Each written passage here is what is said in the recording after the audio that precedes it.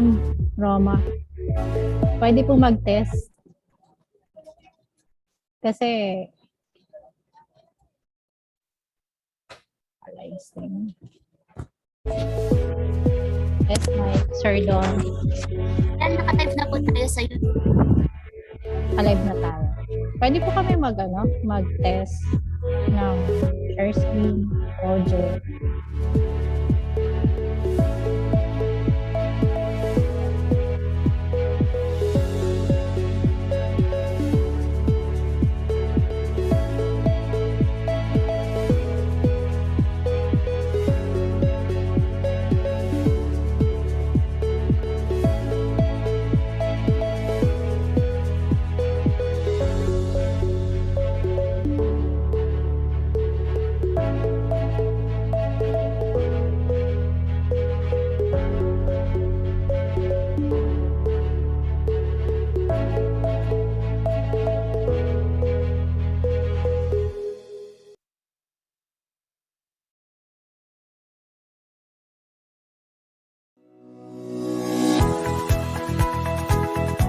Technology is reshaping our lives.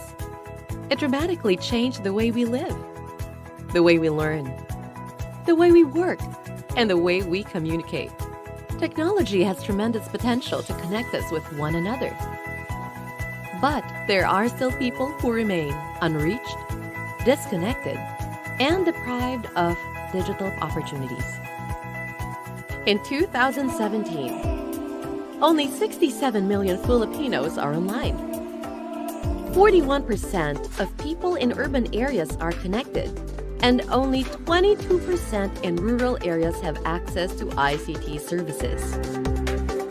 That is why the Department of Information and Communications Technology aims to narrow down the digital divide in the country through the technology empowerment for education, employment, entrepreneurs, and economic development, or Tech4ED Project. Tech4ED aims to establish centers that cater to areas with minimal or no access to ICT, providing them with services and contents on education, skills training, and various government services.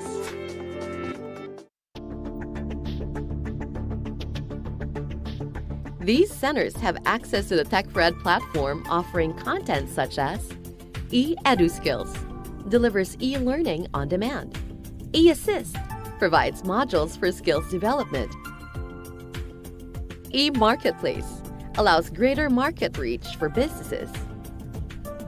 E-GovServe provides direct government services to rural areas. E-Agri offers contents on agriculture technologies. E-Health gives access to basic health information. Rural Impact Sourcing provides learning materials to acquire knowledge and skills for online jobs. And Gender and Development offers modules for women empowerment.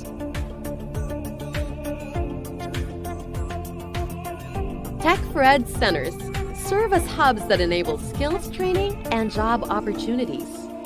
This program helped me by finding a job and, of course, gaining more confidence as well. I was able to gain knowledge about the BPOs, on how does the environment work. As of now, as I will the call center agent, so I see that difference because as of now I'm earning more than I have earned before as a tricycle driver. Tech4ED empowers overseas Filipino workers to explore online jobs to support their family. With the emergence of the Tech4ED centers here in the Philippines, we were the very first to have the Tech4ED centers here. Bali, ang pinakamalaking impact po ng Tech4ED sa buhay ko ay yung time para sa aking family. Ngayon, ang time ko sa kanila is buong-buo na. Hindi na siya yung typical na 21 days in a year lang, na mas marami pa yung oras ko sa abroad na hindi kasama sila. Tech4ED helps transform the lives of the marginalized sectors. siguro iisipin na lang nila parang training na din sa kanila, additional skills po sa kanila. So, para paglabas po nila, magagamit din po nila sa pagbabagong buhay po nila. Para sa akin, ang Tech4ED ay maiignite ko sa isang salitang pag-asa. Pag-asa para sa aking sarili, pag-asa na makapanibagong buhay, pag-asa na mabigyan ako ng pagkakataong mabago ang pananaw ko sa aking sarili, pag-asa upang makatagpo po ng trabaho, pag-asa na makapagbigay karunungan sa aking mga kapwa PDLs ko dito po.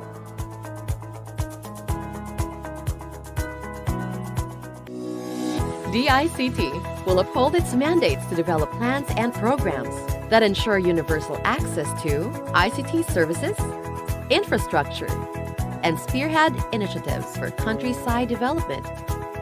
Through the TechforEd Project that strives to nurture the welfare of the people and to enable, empower, and transform the quality of life of the Filipinos.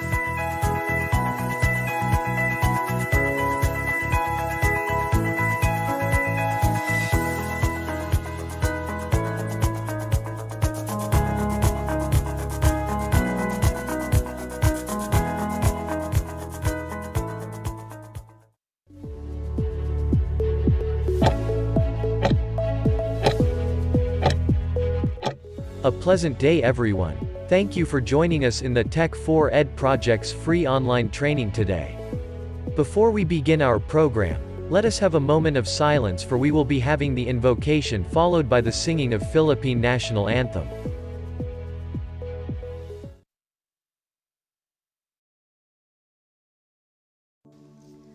Dear God, thank you for the opportunity to meet together. Please help us to come together to make this institution reflect your kingdom. Breathe life into our ideas and decisions. Help us build a team that has love and respect at its heart.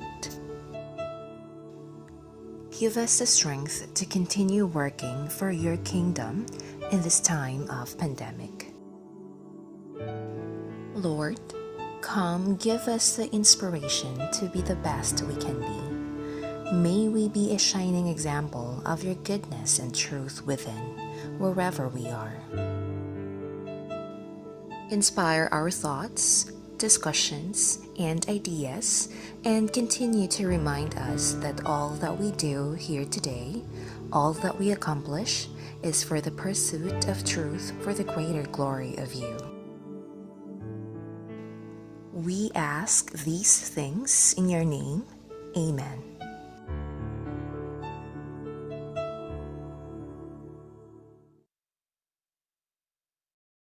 Mga kababayan, ang pambansang awit ng Pilipinas. Bayang magiliw, temas ng silanganan, alam ng puso, sa titik mo'y buhay.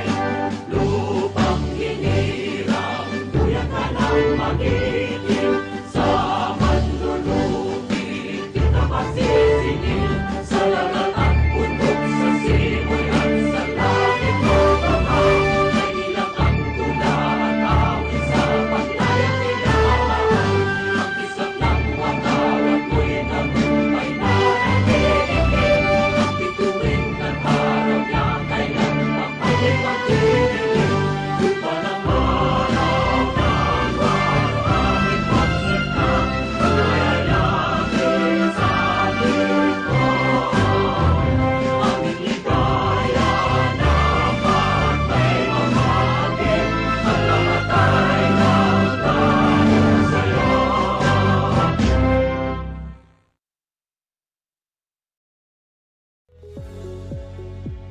Ladies and gentlemen, please be ready. We will start our program in a few minutes.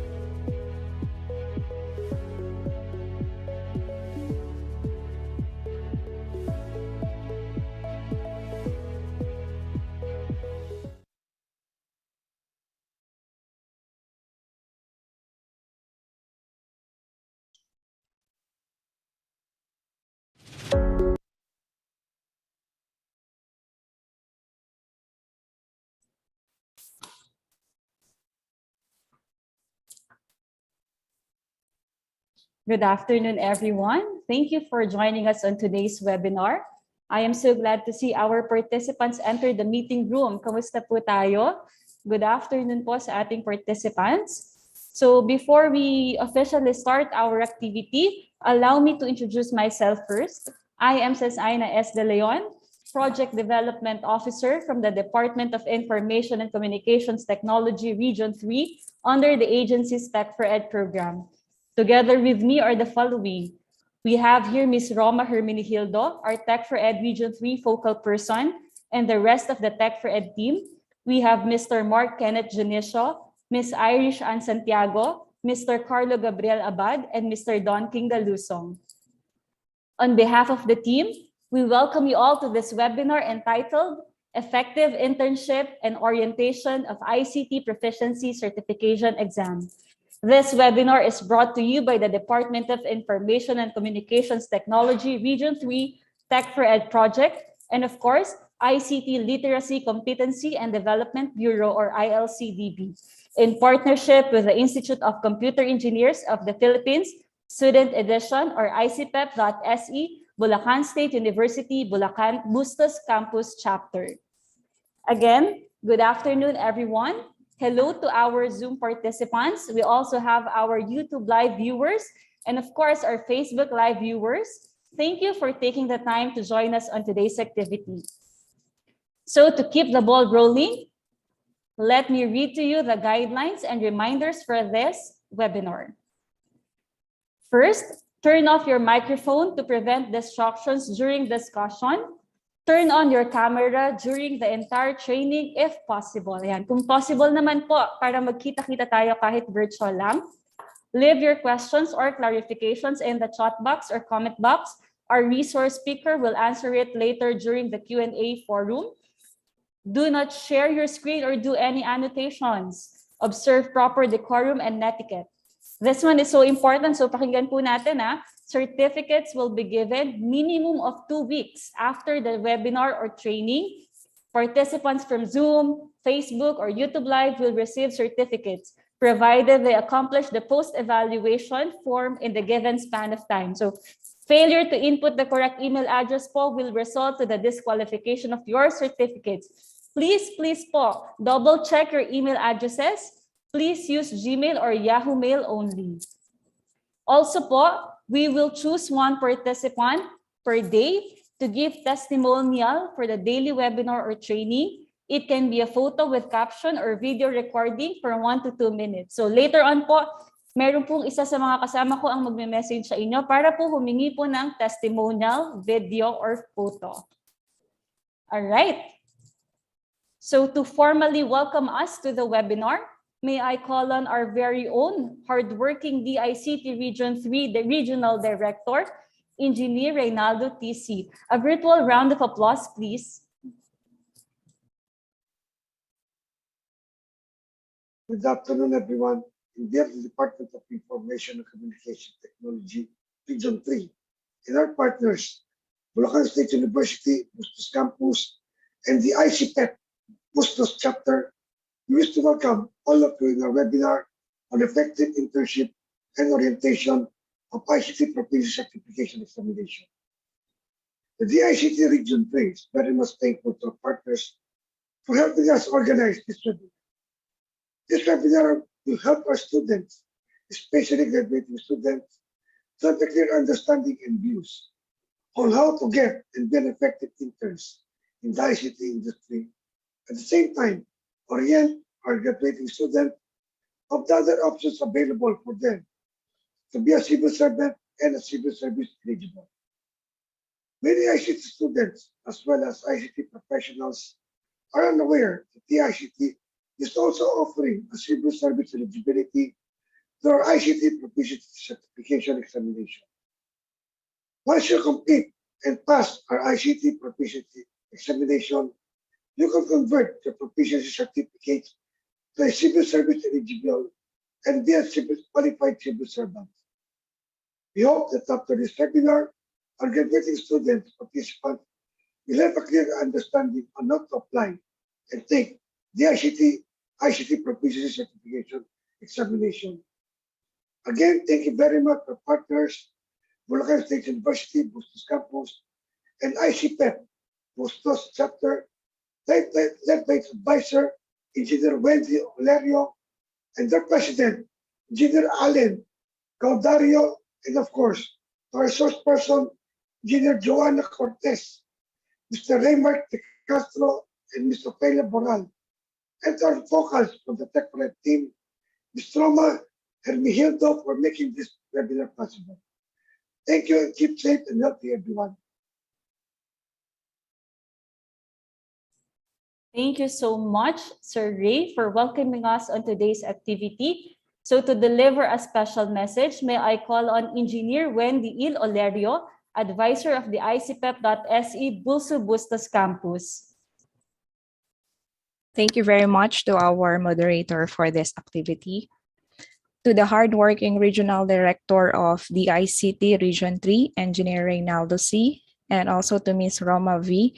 Hermenegildo, our Project Focal, to the rest of the task force in the ICT Region III, also to my fellow faculty members who joined us today, students from different universities, other active participants, and most of all to our resource speakers who will be formally introduced later, colleagues, friends, again, good afternoon to all.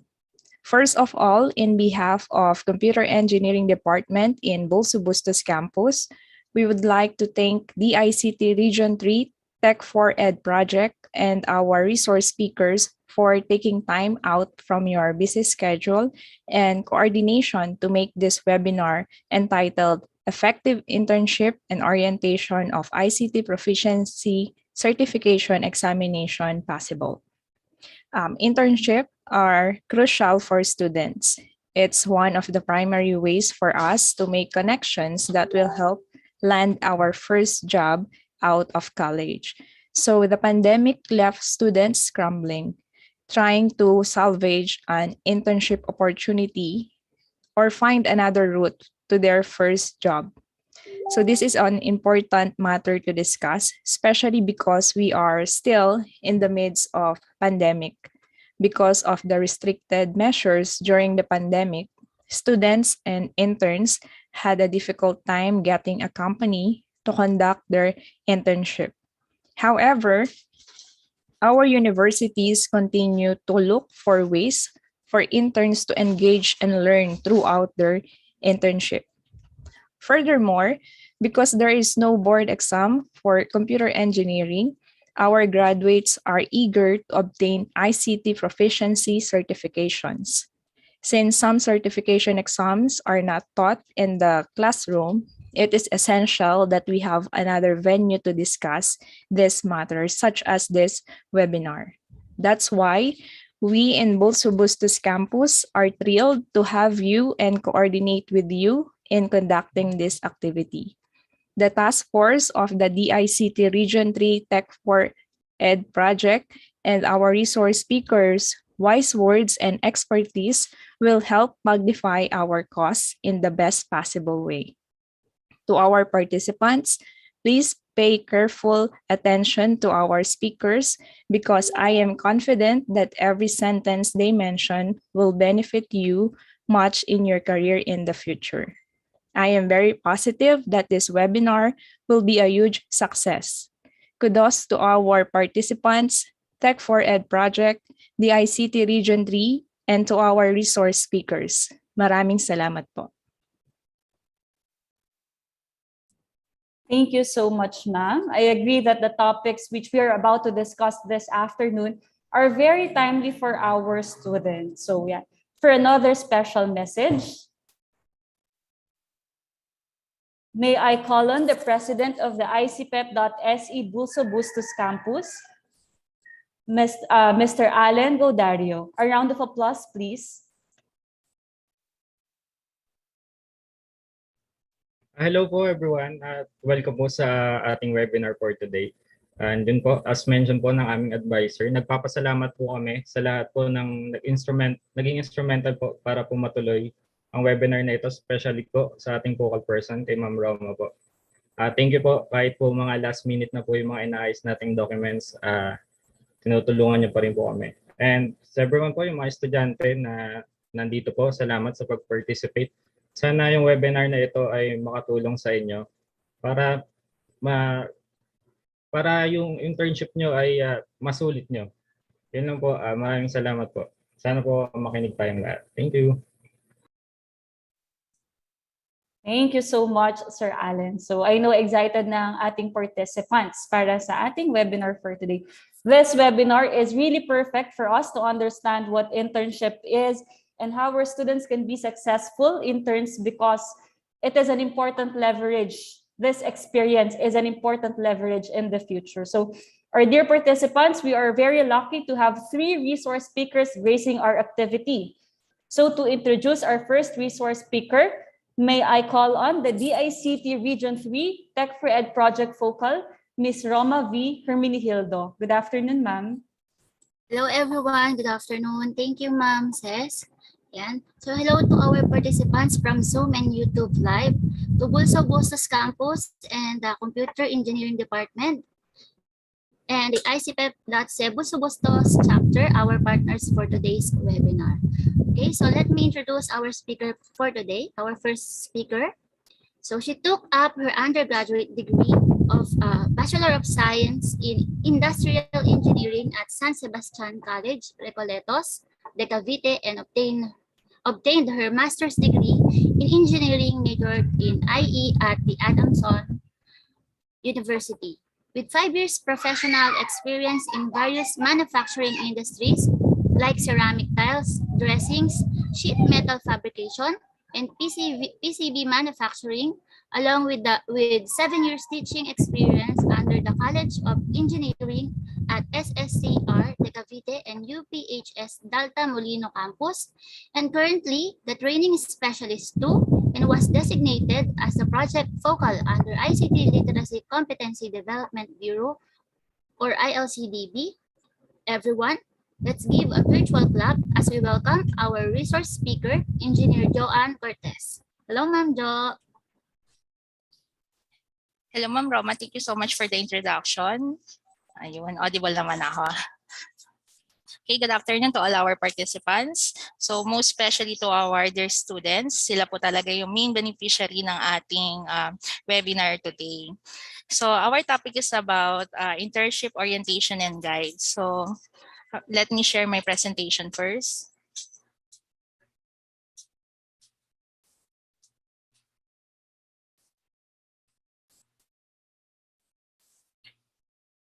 Ayan. Is it my presentation po visible na sa screen? Okay, thank you so much po. So, madalas po natin naririnig yung term na internship and on-the-job training. So, ano po bang difference ng dalawa? Diba? When you say OJT kasi is same din siya with the practicum. So, wherein it helps students to develop understanding.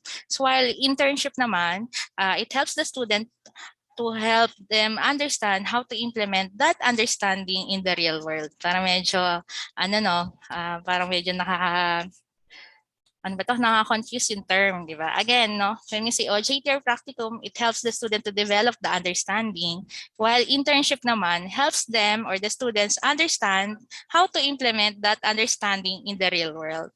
Later, as we go along with the discussion, may intindihan niyo yung difference.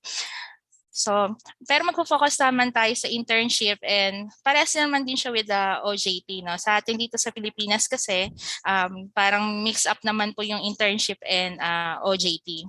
So in an internship, you already have some skills in the field and you want just to polish your skills and acquire new related skills. While in the OJT, it is possible na wala kang any previous experience in a certain experience or a certain role or industry.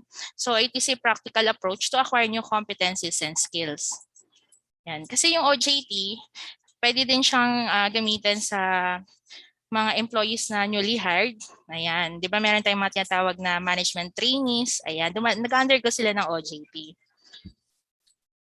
So internship, you work on a real project in a real work environment under a mentor. So while an OJT, you are trained in a classroom-like environment and given a dummy project. 'Di ba? Kasi kung pag OJT ka, madalas pag bibigyan kayo ng project, hindi siya ganong critical or crucial. Unlike pag internship, talagang sinasaba kayo dun sa talagang field of specialization nyo. So internships can require as much as work as full-time position within the field through some may demand less, and students will receive academic credit for the internship. So kanina pinagninilayan ko kung ano yung di-discuss ko, no? So, nagbibigay ako ng konting background, no? Way back na nag-aaral pa ako. Ayan. So, para mas ma-appreciate nyo yung mga pinagsasabi ko rito, and I hope may maging input kayo. So, during my college years, no, nagkaroon ako ng parang privilege na magkaroon ng OJT at the same time nakapag-render ako ng internship sa ibang companies. So let me share yung background nung company wherein kung saan ako nag-render ng aking 300 hours OJT. So huwag nyo na pong tanongin kung anong taon yun, no? So ang company is Maxim Philippine Operating Corporation. It is a semiconductor company. So they are manufacturing mainly yung mga integrated circuits. Yan. For sure, computer engineering students yung mga ating participants, you have the idea, no, doon sa ICs. So meron din silang mga other electronic components na namin na manufacture, and this company is located at General Trias, Cavite, Philippines, yun, sa Gateway Business Park. So that was parang summer, 'di ba? Engineering kasi today sa bagong curriculum is 4 years na lang. So back then, during my time, 5 years 'yon. So yung OJT namin nire-render siya summer ng 4th year level ka. So summer siya before ka mag 5th year, 'di ba? So I don't know kung ano yung duration or kailan nyo ini-enroll ngayon ng OJT or internship nyo. Kung last semester na lang siya or summer pa rin. Ayan. So nung first semester, isa kami sa mga first batch na nag-render na internship. Ayan. Yung OJT kasi, walang yun kumbaga, we just render hours, diba? Tapos i-assign ka kung saan-saan, i-deploy ka based on your background, no, educational background mo. Tapos wala naman masyadong papagawa sa yung projects, no, so mga lighter task lang. Pero syempre, as being an engineering student that time, damit din talaga yung mga pinag-aralan namin kasi nasa manufacturing plant kami assigned. So nung first sem naman, ito na may internship. Ayan. This is a special linkage with a company named MD Tech Philippines Incorporated. Ano sila? Electronic assembly to. Ayan. Nandiyan yung mga pictures namin, no? So kung gaano siya kalabo, gano'n na siya katagal. Ayun. Dito, masasabi ko, this is my first company kung saan na estudyante pa lang ako pero naka-receive na ako ng first paycheck ko. Ayun. Nilaban kasi siya nung teacher namin that time na i-compensate syempre kami kasi nga nagtigil kami dito ng 5 months. Ayan. So may special project na binigay sa amin na kailangan namin mag-propose na magbe-benefit yung company that time. So we are 6 students here.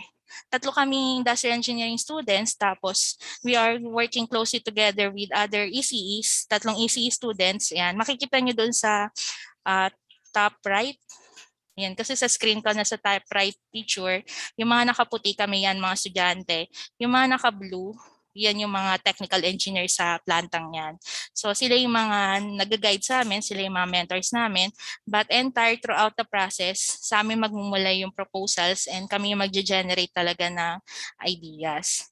So bigyan ko lang kayo ng history list nung time na to, no? Mabigat talaga yung trabaho that time. Kaya kami nag-request for compensation.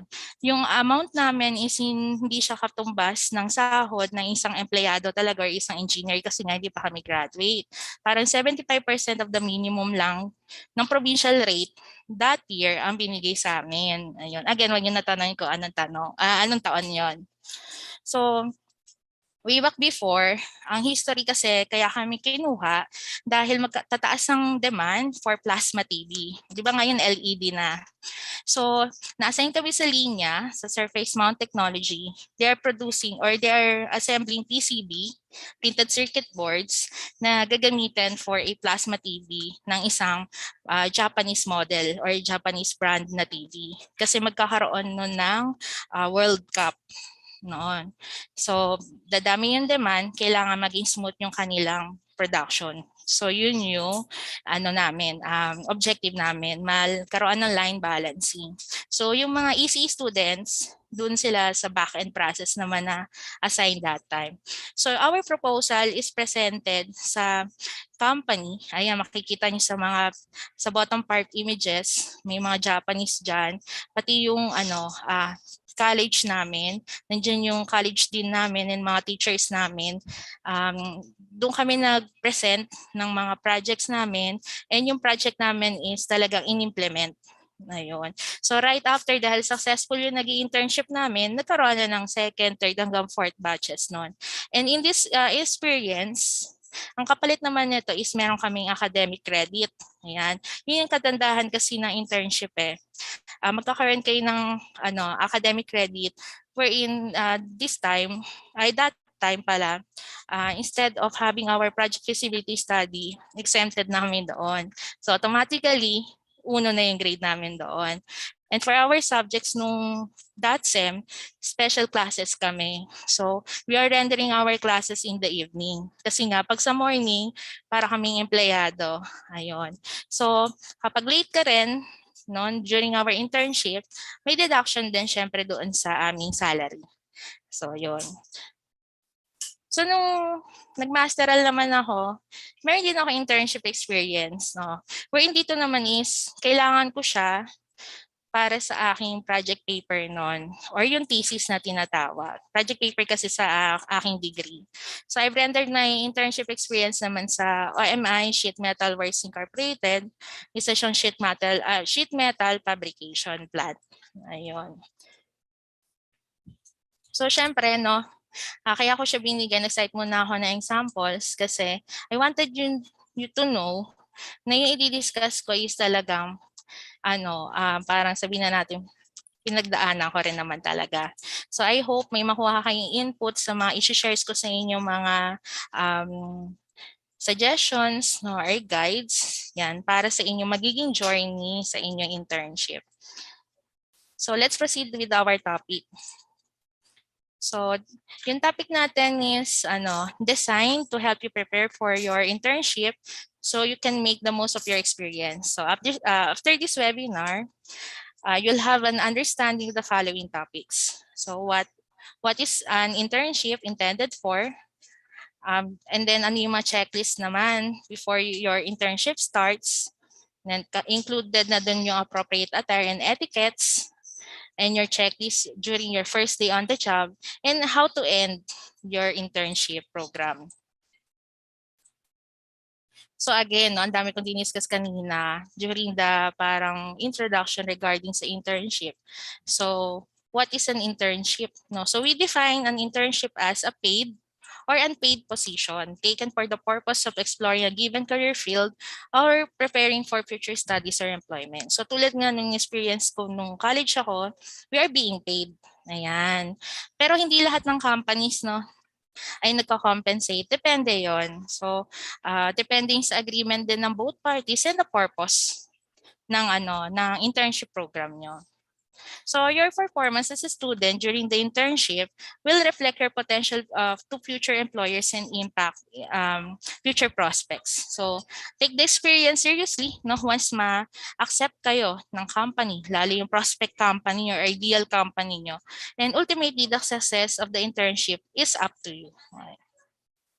So for the purpose, so we have several types of learners naman kasi. Some are visual, some are hands-on, and some do better by reading instructions. So however, internship has incredible importance in today's workforce kasi ang purpose ng internship is to prepare you for the position.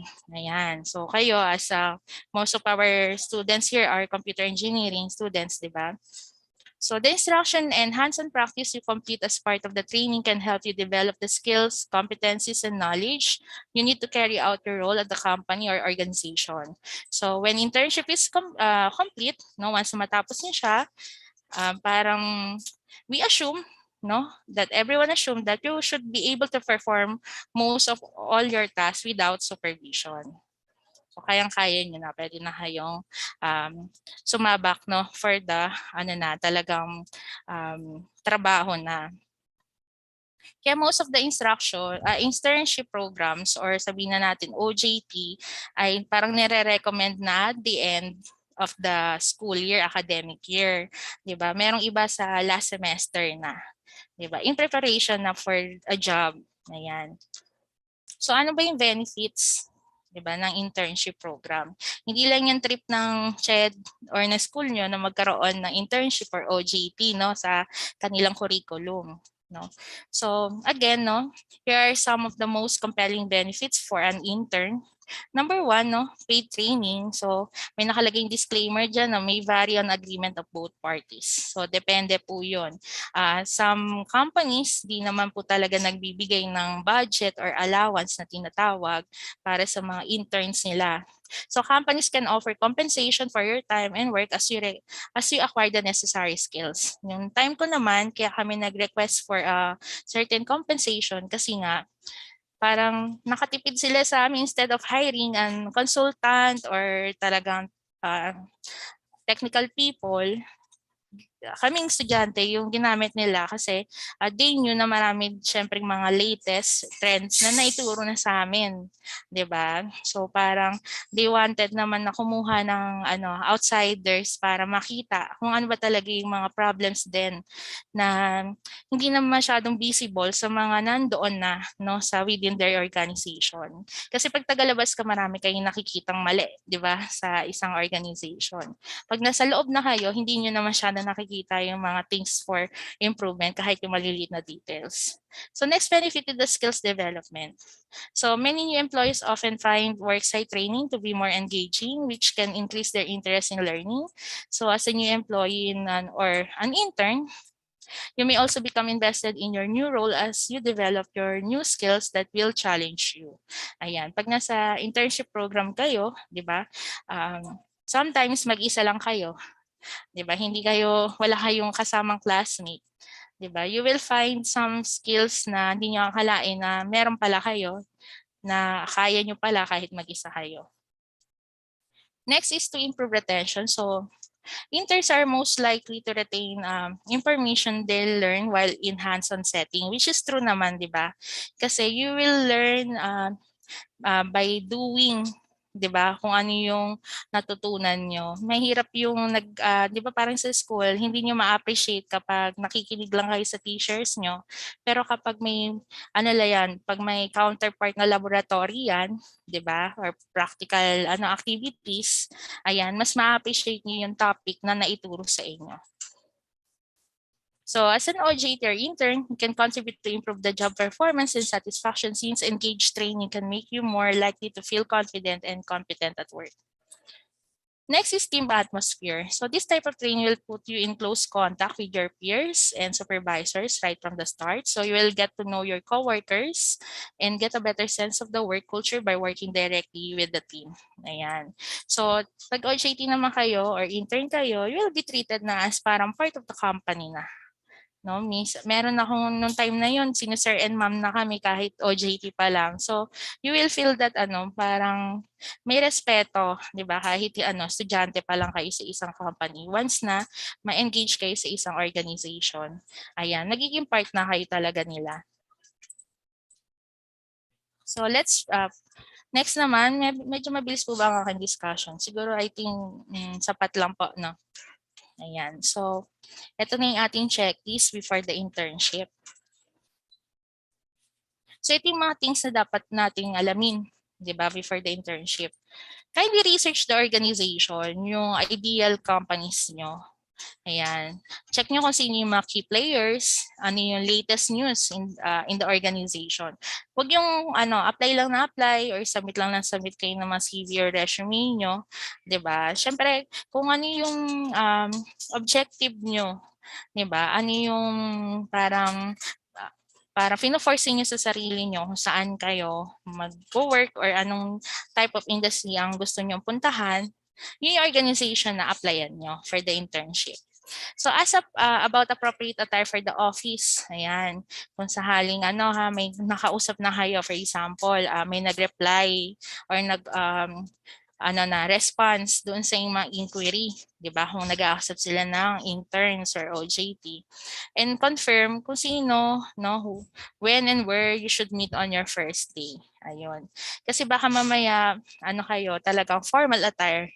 Pero yung setup pala ng companies, casual lang. Ayun. Okay naman, baka naman nagsuot kayo ng casual pero dapat pala formal. Next is read all the information of the human resources or the HR personnel that will send kung ano man yung isa-send nila sa inyo, and carefully check to see what you need to bring with you. Ayan. So ano ba yung mga bagay na yon? Sometimes, 'di ba, need lang nila kailangan may pen kayo, kung may notebook, 'di ba, paper, yan for for taking down notes. Ayan. And baka may mga necessary documents na kailangan dalhin. Ayan. And I'm sure the HR personnel will going to provide you the list ng mga things na dapat niyo dalhin pag during the initial interview or screening. Next is take a practice trip to your internship site. Ayan. So, huwag niyo hintayin kung kailan yung araw na pagpunta niyo sa company. Diba doon pala kayo magbabiyahe, lalo na kung commuter tayo. Kasi, maaaring you might be surprised for the amount of time na yung commute nyo ay gaano katagal, di ba? Gaano katagal yung makokonsumong oras. So, sa internship, you are receiving academic credit. Kailangan makipag-usap din kayo sa inyong faculty supervisor, di ba? Bago kayo mag-start ng internship. So there were schools na nagkakaroon nga ng linkages with private companies or industries na talagang magse-select sila ng mga students that they will recommend for a internship, pero hindi siya basta-bastang practicum lang, di ba? Talaga may purpose kung bakit sila i-deploy sa industry na 'yon. So internships are academic-related experience, and regular communication with your faculty supervisor will help you fully benefit from this experiential learning opportunity. So pag may meron na kayong accepted na kayo and approved sa inyong ideal company or organization, dapat i-inform nyo yung inyong coordinator, faculty supervisor. Checklist is about your first day. So, ano yung mga kailangan during your first day? So, be punctual. Lagi naman yun. Show up on time and every day thereafter. Kaya may every day thereafter, hindi pwede yung first day lang, doon lang kayo magiging punctual. So, hanggang until the last day, dapat on time kayo lagi. Again, kung ano sabi nga kanina, sabi ko nga, kung ano yung performance nyo during your internship, parang yun na yung magde-define kung paano kayo pag nasa workforce na kayo industry. So, as about the organizational policies and procedures, this might be oriented na during the first day ng inyong this will be conducted by the HR. Ayan. Kung hindi man ma-discuss, feel free to ask them about this one. And then yung mga HR policies para sa kung ano yung mga kailangan nyo malaman. Alamin nyo rin kung sino yung mga dapat yung kausapin, di ba? Kapag may mga emergency sa inyo na hindi kayo makakapasok. Diba? Might as well mga immediate superiors nyo or on-site supervisors. So, if you are full-time, kasi there were cases na mga interns na hindi naman full-time na pumapasok sa isang organization. Ayan, depende sa schedule, lalo na kung may mga subjects pa na naiwan, academic subjects. So, baka for example, MWF lang siya pumupunta sa company. Ayun. So, ano yung mga policy ng mga company regarding that, and even sa lunch breaks, alamin niyo lahat. Kasi nga, will be treated as a employee na. Na employee na parang informal, ganun. So kindly review your internship goals and your supervisor's expectations. Actually, ito first ang pinag-uusapan to during the initial interview. No? Dapat ma-cite nyo kung ano yung mga expectation nyo with the company and ano yung mga learnings na ina-expect nyo na mag-gain nyo after your internship program. Kasi baka mamaya hindi pala kaya ng company i-provide yun sa inyo or it will limit or may limitations. Like for example, this time in pandemic, di ba? Nagkaroon ng puro virtual o JTs na lang. Ayun. For example, kung sa computer engineering kayo and then ma-engage kayo sa mga programming companies, di ba, mag-encoders, limited yung maibibigay sa inyong task. Ayan, di ba? Kasi ano kayo naka-vary pa yon kung meron kayong sariling desktops or laptops sa bahay. What if yung system requirement ay hindi nyo kaya din i-provide, di ba?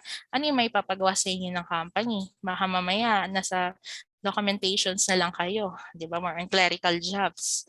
Unlike before pandemic, ayan, nasa on-site kayo. So, resources, di ba, and facilities are talagang convenient. So next, make sure you understand the onboarding and training schedule. Ayan. Pag sabi nga, related naman yan sa punctuality rin naman. No? So write down the names of the people you meet and their title or roles within the organization para kilala nyo kung sino-sino yung mga nakakasalamuhan nyo sa organization. So in addition, kindly keep this in mind, itong mga tips na sasabihin ko para to get the most of your on-the-job training or internship. So first, take notes, diba? Keep a notebook or laptop with you and dalhin nyo siya during your internship program so that you can write down the important details na may discuss sa inyo na HR and yung mga coworkers, magiging peers nyo and yung inyong on-site supervisor. So your notes will be a useful reference when you start working independently. Then next is ask question. Huwag kayong mahihiyang magtanong. Diba?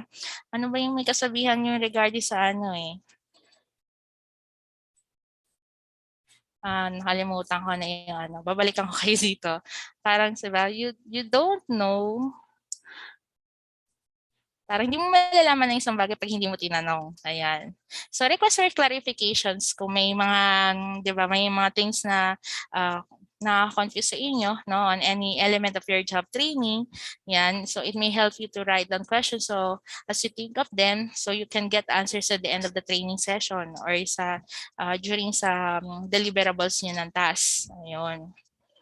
But just make sure yung mga questions na ibibigay niyo is valid naman and relevant. Huwag naman yung naisipan lang kayo maitanong, di ba? And then, there were times na may mga estudyante din talaga, nakaka-relate ako doon. Kasi on my previous jobs, I also handled OJTs. And ngayon din, dito sa DICT, naghahawak din kami ng OJT. Hindi may iwasan yung may mga makukulit na estudyante na nagtatanong. Wala namang problema doon, As long as, again, valid and relevant yung mga itatanong nila. And make sure, pag tinanong mo siya once, just take note. Take down nyo na yon at huwag nyo nang tatanungin ulit. Yan. Kasi it may cause na medyo baka makulitan sa inyo yung inyong magiging on-site supervisor, yung katrabaho nyo, and sa susunod na magtanong kayo, hindi na nila kayo entertain. Ayun, kasi kakatanong nyo lang, magtatanong nyo ulit. Ganon. So, ibig sabihin, hindi nyo tinatandaan yung mga sinasabi sa inyo. And lastly, ito yung mahalaga sa lahat, study on your own. So, take time outside of work to learn more about your job tasks. Yan. Totoo yung sinasabi nila na hindi lahat is na tututunan within the four corners of the room. Ngayon, hindi na bagay yung ganong cliche kasi kayo inabutan na ng pandemic. So, hindi na kayo sa classroom, di ba? Tinuturoan ng inyong mga professors or instructors, kundi through virtual na. Yun. So, parang may natawa rito Ayun. So, matuto tayo maging independent. Diba? There were things na hindi naturo ni teacher, ni professor, diba, na matutunan nyo during their entire course sa internship program. So kung may bagay na hindi kayo matututunan, maintindihan sa pinapagawa sa inyo, tanongin sa kanila at may tuturo nila. But make sure naman kahit paano, bago mag-end yung day, try to research. Diba? Baka may idea pala kayo doon and may, di ba, uso na nga yung mga tutorials sa YouTube, di ba? Lahat na everything pwede na natin matutuhan kahit self-paced. Ayan, yan itinuro ng ng virtual, di ba? Ng nagkakaroon ng pandemic, naging self-paced na rin pati pag-aaral nyo. Di ba? May mga time lang kung saan doon nyo lang mamimit yung inyong teachers na synchronously, no? Tatanungin na lang kayo kung may mga clarifications or questions kayo doon sa mga modules na binigay sa inyo, pero hindi na siya katulad ng classroom setup na talagang everyday may discussion kayo. So let's proceed with the things na kailangan nyo i-consider, no? Or factors to consider pag nag-undergo din kayo na internship, which is ito yung mga bagay na mahalaga. No? First one is the business behavior. So again, no, ask questions to help understand the details of a task, assignment, or project. That's so that you save yourself time and energy doing the things right the first time. Ayan. Huwag masyadong nagmamagaling, no, or pa-Jollibee, pabida-bida, ganon. Pag hindi alam, sabihin, aminin. Okay? Yan lang yung masasabi ko sa inyo. Huwag kayong mahiya kasi estudyante kayo di ba? And there's always a room for improvement. Ayun. So, seek advice, no, assistance sa inyong mga kasama sa work, no, o kaya mag-direct kayo sa inyong on-site supervisor para doon sa task kapag may hindi klaro sa inyo. And then kung may pinagawa sa inyo para hindi mag-waste ng resources, no, such as time and effort nyo, make sure before submitting your task sa kanila is hindi lang ma-double check, at least kahit triple, quadruple check yan. Check nyo mabuti. Kasi nga kailangan kung maaari, gawin nyo siya sa umpisa pa lang ng tama na. Ayun, para hindi pa balik-balik, diba? Next is to take note. Yan, sinabi ko na kanina. Please pay to the smallest detail. Ayan, be a keen observer. Yun lagi. Next, be open and listen to constructive feedback. There were people, hindi lang students, there were people na they don't want to receive constructive feedback. Pero paano kayo mag-i-improve, di ba? If you will be tend to being offended pag may nagsabi lang sa inyo constructive criticism. Ayan. Don't take it personally, di ba? Kasi para sa inyo yun, kaya sinabi. Kumbaga ipagpasalamat nyo pa at sinasabihan kayo kasi gusto nila mag-improve kayo. So view constructive feedback as a unique opportunity to enhance your skills. So don't make, next is don't make excuses. Ayan. Kung may pinagawang task sa inyo, ibig sabihin, pinagkakatiwalaan nila kayo. Okay? Tsaka huwag kayong ipapasa. Kung kaya may kaming kasamang OJT within a department, huwag kayo turuan. Kung sa'yo binigay, edi sa'yo. So, next is exhibit maturity and professionalism. Ayan. So, this is by avoiding office politics and gossip. Ayan. And keep confidential information confidential. Ayan, 'di ba sa ating memorandum of agreement sa OJT nakalagay yan doon. May kayo doon, non-disclosure agreement kayo. So whatever na mga details, datas, informations about the company or organization will remain within the organization lang. 'Di ba kung sakaling may mga kukunin kayong mga informations from the company, papaalam niyo pa 'yon. And kung papayagan man, madalas is for the for education purposes. Maybe for presentation, kasi magpe-present kayo sa school, sa inyong coordinator, sa inyong department head about sa outcome ng inyong internship program. So doon i-allow kayo ng company. So next is to focus on improving your working relationships. Diba? So although you may not get along with everyone, diba? At least kahit paano siguro naman your stay within the internship program kasi I think parang 200 hours is the minimum. So parang yun, mga less than 2 months, di ba? Kahit pa paano meron naman siguro kayong mabibuild na rapport, no, within your working team. And remember, no, to remain respectful at all times. Sabi nga nila, no, even the janitor, no, yung naman nasa utilities, you should treat them as you treat the CEO. Ayan, di porket JT kayo nang mamatating kayo ng mga nasa maintenance. Next is the attire. Ito yung pinaka-importante, no? Don't be confused with business casual with casual. Ayan. So, yung mga flip-flops, tank tops, slippers, and pajamas are generally not appropriate for the office, right? Diba? So, avoid nyo rin yung mga tight and baggy clothing. Every office has its own culture. So, pay attention to what others are wearing. So, kami dito sa office namin, we're just wearing a polo shirt, ayan, and jeans. Ayun. Siguro kung naka-suit ang mga lalaki dito, pagtitinginan ka nga naman talaga, no? So, a good rule to dress one level better than what is expected. So, here at my screen, may nakalagay dyan ng mga, pwede nyo i-consider, no? This is gender-specific and neutral options. So, for the male, no, or the boys, you may use the colors na khaki, yan, yung sa pants, corduroy, or twill or cotton pants, no, or skirts for the females, no. Sweaters and cardigans yan, famous din sa mga babae. Nice jeans if permitted ng company, no, avoid yung may mga butas at mga tawag sa ganon, or fray, and cotton long sleeve button down shirts. Yan, but may press, ibig sabihin planchada po, no? Hindi yung lang, pagkalaba, suot. Yan, unless siya, hindi naman ganun kagusot. Diba? Baka biruin kayo sa company, sabihin na habulin kayo ng plancha. So, polo shirts or knit shirts with collar. Yan, avoid yung naka-shirt lang kasi nasa company na po kayo.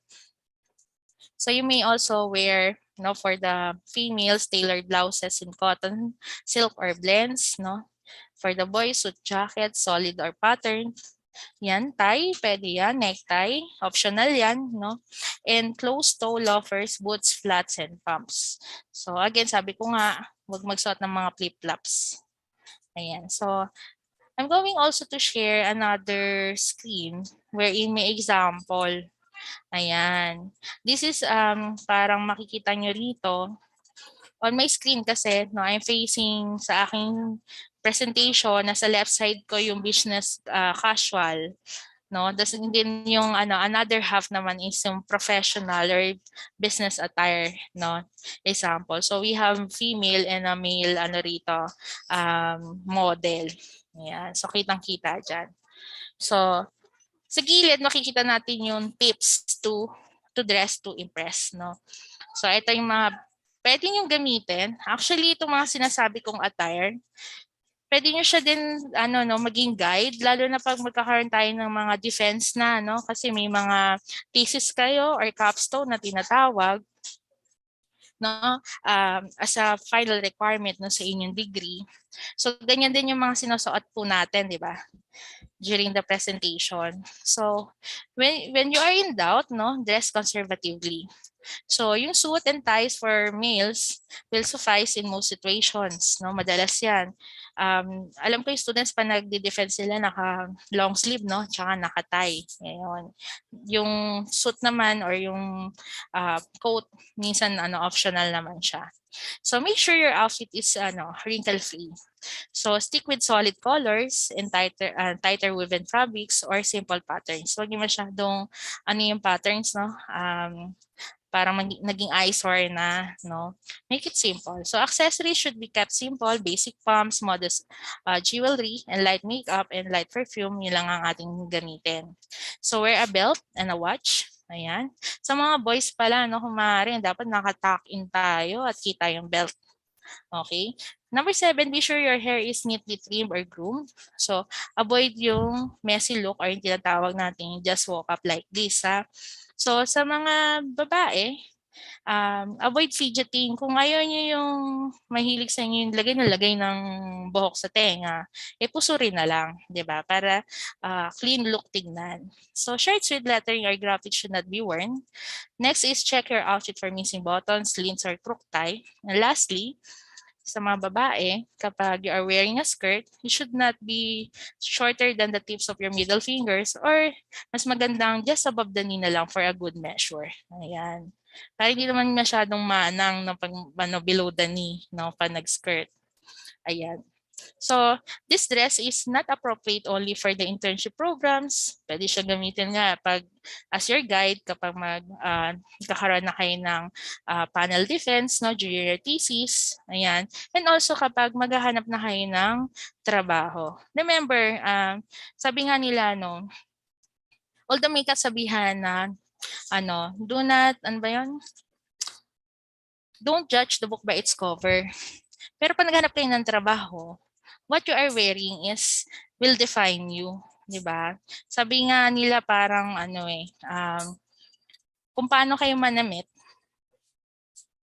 parang dinedefine nyo na kung ano yung sarili nyo. At saka sometimes sa pananamit din, doon natin nakukuha din yung yung respeto. Which is totoo, di ba? May mga pag-aaral na ganun. Pag nagsuot ng hindi maayos na damit, di ba? Hindi masyado siyang nire-respeto, no? Based sa mga social experiments. Pero kapag magagandang mga damit, di ba, naka-earn na respect. Kaya ngayon, di ba, hindi na natin masabi yung mga nagpipickpocketing, di ba, kasi minsan, maayos na sila magsuot ng damit hindi mo nakakalain na mga pickpocketers pala sila. Yeah. Next is na we need to consider, no, when we enter the internship program is to have or to practice a professional email etiquette. So, ito yung pinakamahalaga. And kasi most of the times, no, kahit naman na hindi kayo computer engineering student, kahit naman anong course, madalas binibigyan kayo ng email account para sa submissions or kung sakali man papagamit sa inyo yung inyong mga sariling personal Gmail or Yahoo Mail accounts, di ba? Para sa submission and transmitting of data or information with your coworkers and sa inyong supervisors. At least, di ba, you need to practice professional business email etiquette. So, paano ba yon? Ako, nung naging teacher ako, kapag may pinapapasa ako sa mga estudyante ko, ito madalas kong experience, walang subject. Di ba dinilagyan ng subject? Wala man lang, hi ma'am Jo. Wala. Wala man lang, please see attach file. Walang ganong notes. I-attach lang kung ano yung pinapasubmit ko sa akin, then sasenda lang yung email. So kapag pumasok na tayo sa internship program, nag-OJT kayo, and you are working in a industry na, no, a company, and you need to transact online, ayan, dapat alam natin kung paano mag-send ng proper email. So first is make sure to use proper grammar, punctuation, spelling, and sentence structure when sending emails within the company. As my suggestion, we can install plugins like Grammarly, di ba? Automatically mag-check siya ng mga grammars natin, di ba? If ibig sabihin, i-correct na, no, prior to sending. Ako nga minsan ginagawa ko, paste ko siya sa Word. Ayun, doon ko nalalaman kung may mga spelling error, yan, etc. So keep your message short to the point, but do not use texting abbreviations or language. Yan. Talagang hindi po uso ang rito yung short text, okay? Talagang bubuin yung spelling nyo. So, yun yung cons of using cellphones, di ba? Nasasanay tayo sa mga short messages. Ayan. So, sa email, bubuin natin. If you are confused with the spelling, nagyan si Google, di ba? Type natin yung word doon. So, be careful when using the reply all response. No? Check nyo kung sino yung mga papadalhan nyo ng email, di ba? Kanina naka-address, yung ilalagay nyo sa to, di ba? Kung sino naman yung hindi naman ganun ka-concerned personnel, pero kailangan nilang malaman yung about dun sa data or info na isa-send nyo through email, dahil lagay nyo sila sa CC. Diba? Sa Happy Furnish. BCC naman, may ibig sabihin yun eh. Sa BCC naman is yung, for example, wala talaga silang kinalaman dito, pero kailangan din nila na may, ano sila doon, may idea sila doon sa sinend mong email. So, sa BCC nyo sila ilagay. So make sure your subject line is succinct, no? Meaning briefly and clearly express, and accurate and use an appropriate salutation. Okay, so for example, sa subject line, brief and concise, wag nang pahapain. Kung invitation siya, lagyan nyo na invitation for, ganon. Diba? Request for, ganyan. And proper salutation, for example, yung sasendan nyo pala is engineer, no? So, lagyan nyo sila ng proper salutation na, Dear Engineer, ganito. Diba? Kung ano man yung surname niya. Check your email frequently and only send work-related emails from your work account. So do not use yung email, lalo na kung may pinagamit sa inyong email account ang company. No, don't use it for other purposes, no, other than work-related. So if the email account has a signature feature, use it. So it will give your message a professional look. And ang suggestion ka rin sa mga estudyante, dahil since mag-apply pa lang kayo, right, for the OJT, is to create a Gmail account na naka-follow sa inyong pangalan. Huwag kayong gamit ng pseudonyms. Ayun. So mag-a-apply kayo tapos ang makikita is pangalan ng anime, may number pa, no? Just make use of your surnames, first name, ganyan. Pwede nyo lagyan din ng konting number, yan, kasi minsan may mga suggestions na lalabas naman, di ba, pag nag-create kayo ng inyong account. So, doon pa lang nakikita na yung professionalism natin. Yan. Ito ang pinakamahalaga kapag nasa internship program na kayo, learn to unplug. Hindi ko naman sinabi pa nag-unplug kayo, bunutin niyo yung mga saksakan yung mga electronic gadgets niyo, no? So, unless your job requires you to be on Facebook, Twitter, Instagram, or a blog site, you should keep your cell phones and personal laptop in your bag or out of sight. Ayun. Kasi di ba treated na nga kaya as employee? Ayun. Unless, depende sa company culture. Like for example, sa amin dito sa DICT, our webinars is posted kasi sa Facebook. Most of the time, we are requesting also our OJTs to share yung mga posting namin sa mga pages or sa kanila ding mga newsfeed. Ayan, para makakuha pa kami ng maraming participants. But there are companies na minsan tawag nito, restrict, no? Yung kanilang mga internet sa limited sites lang. So there are also companies na bawal ka magdala ng mga electronic gadgets. No, lalo na for example kung nasa mga manufacturing plant. Ayan, bawal magbitbit. So kindly turn off your personal cell phone in meetings. Ayan, to pay respect during the meetings. Use the computer only for completing your internship projects. Hindi manonood kayo ng YouTube, di ba? Or ng TikTok, di ba? So while search engines can be a vital research tool, sometimes using phone to ask your if you need to use your phone, no, ask your colleague or supervisor. Ayan, kung kakailanganin. Baka kasi may mga tanong naman na hindi na kailangan i-research pala, no, masasagot naman nila. Kasi baka sabihin nyo, kailangan ko po mag-open ng cellphone po kasi may search po sa Google, no, about sa trabaho. Pero masasagot naman pala ng inyong katrabaho or kasama sa trabaho.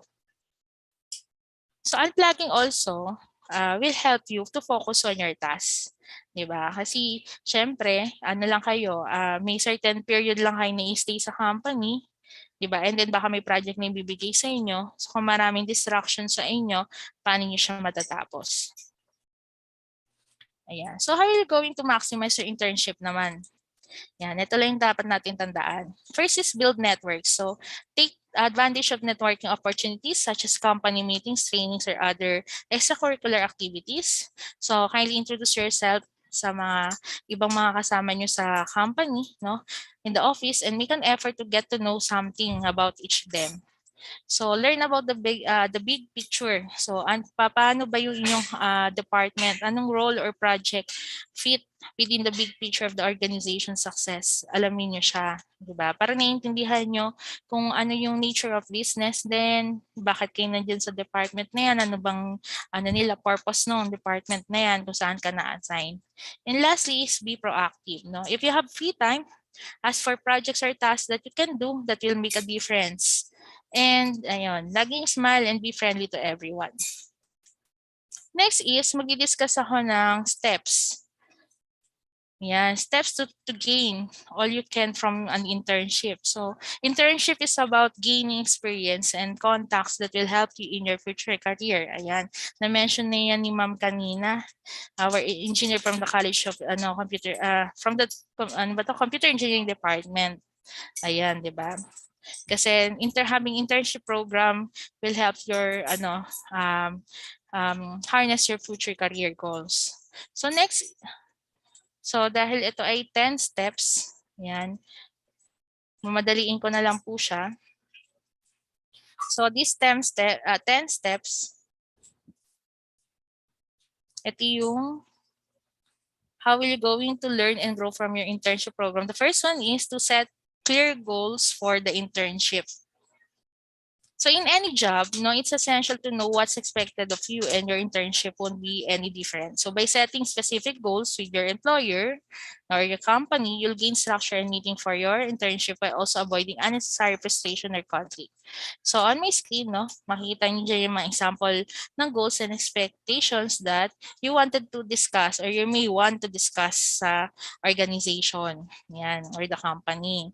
For example, for the specific skills na you want to work on, yung areas or projects na kailangan nila sa inyo, diba? Ano yung mga, paano kayo mag-seek na guidance and ask questions when needed, and so on and so forth. Ayan, yan. Meron dito last, itong pinamahalaga, how to communicate about delays or adjust timelines on an assignment if needed. Ayan. Kasi hindi naman lahat ng bagay ay kailangan na dinadaan sa magandang komunikasyon. Diba?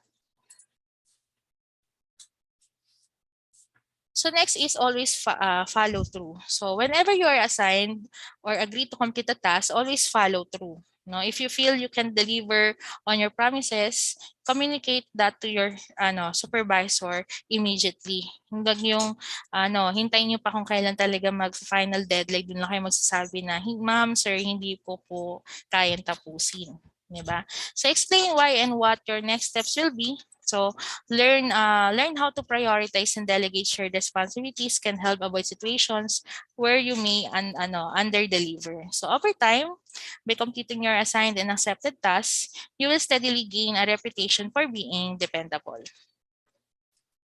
Next, ayan. Number 3 is own mistakes and fix them. So during your internship, you may make mistakes, and that's okay, di ba? Kaya wala akong diniscuss dito about how to be a good intern kasi naniniwala naman ako na there's always a room for improvement. So making mistakes is a part of the learning curve, and the key is to accept responsibility when things didn't go as planned. So avoid yung name blame, no? Turo-turo, pasa-pasa, no?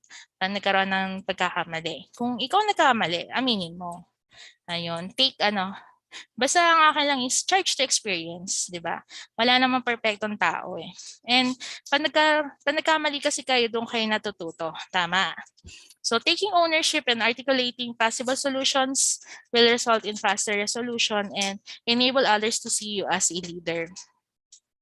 So dito, sa screen, may makita kayong ditong possible scenario. Now, for example, you miss a deadline for an important project. A solution could be, first, you should communicate to your supervisor that you are aware with the missed deadline. Yan, may example lang dyan, no, ng pwede nyo sabihin, di ba, that you will take responsibility for that. And next, provide solutions as to how you will fix the problem and take the necessary steps, no, to resolve the issue. Next is make new connections. So kanina ko pa nababanggit yan, di ba? About networks. Yan. So your internship is valuable opportunity to start networking. So after all, the people you meet in the setting could become your friends, no?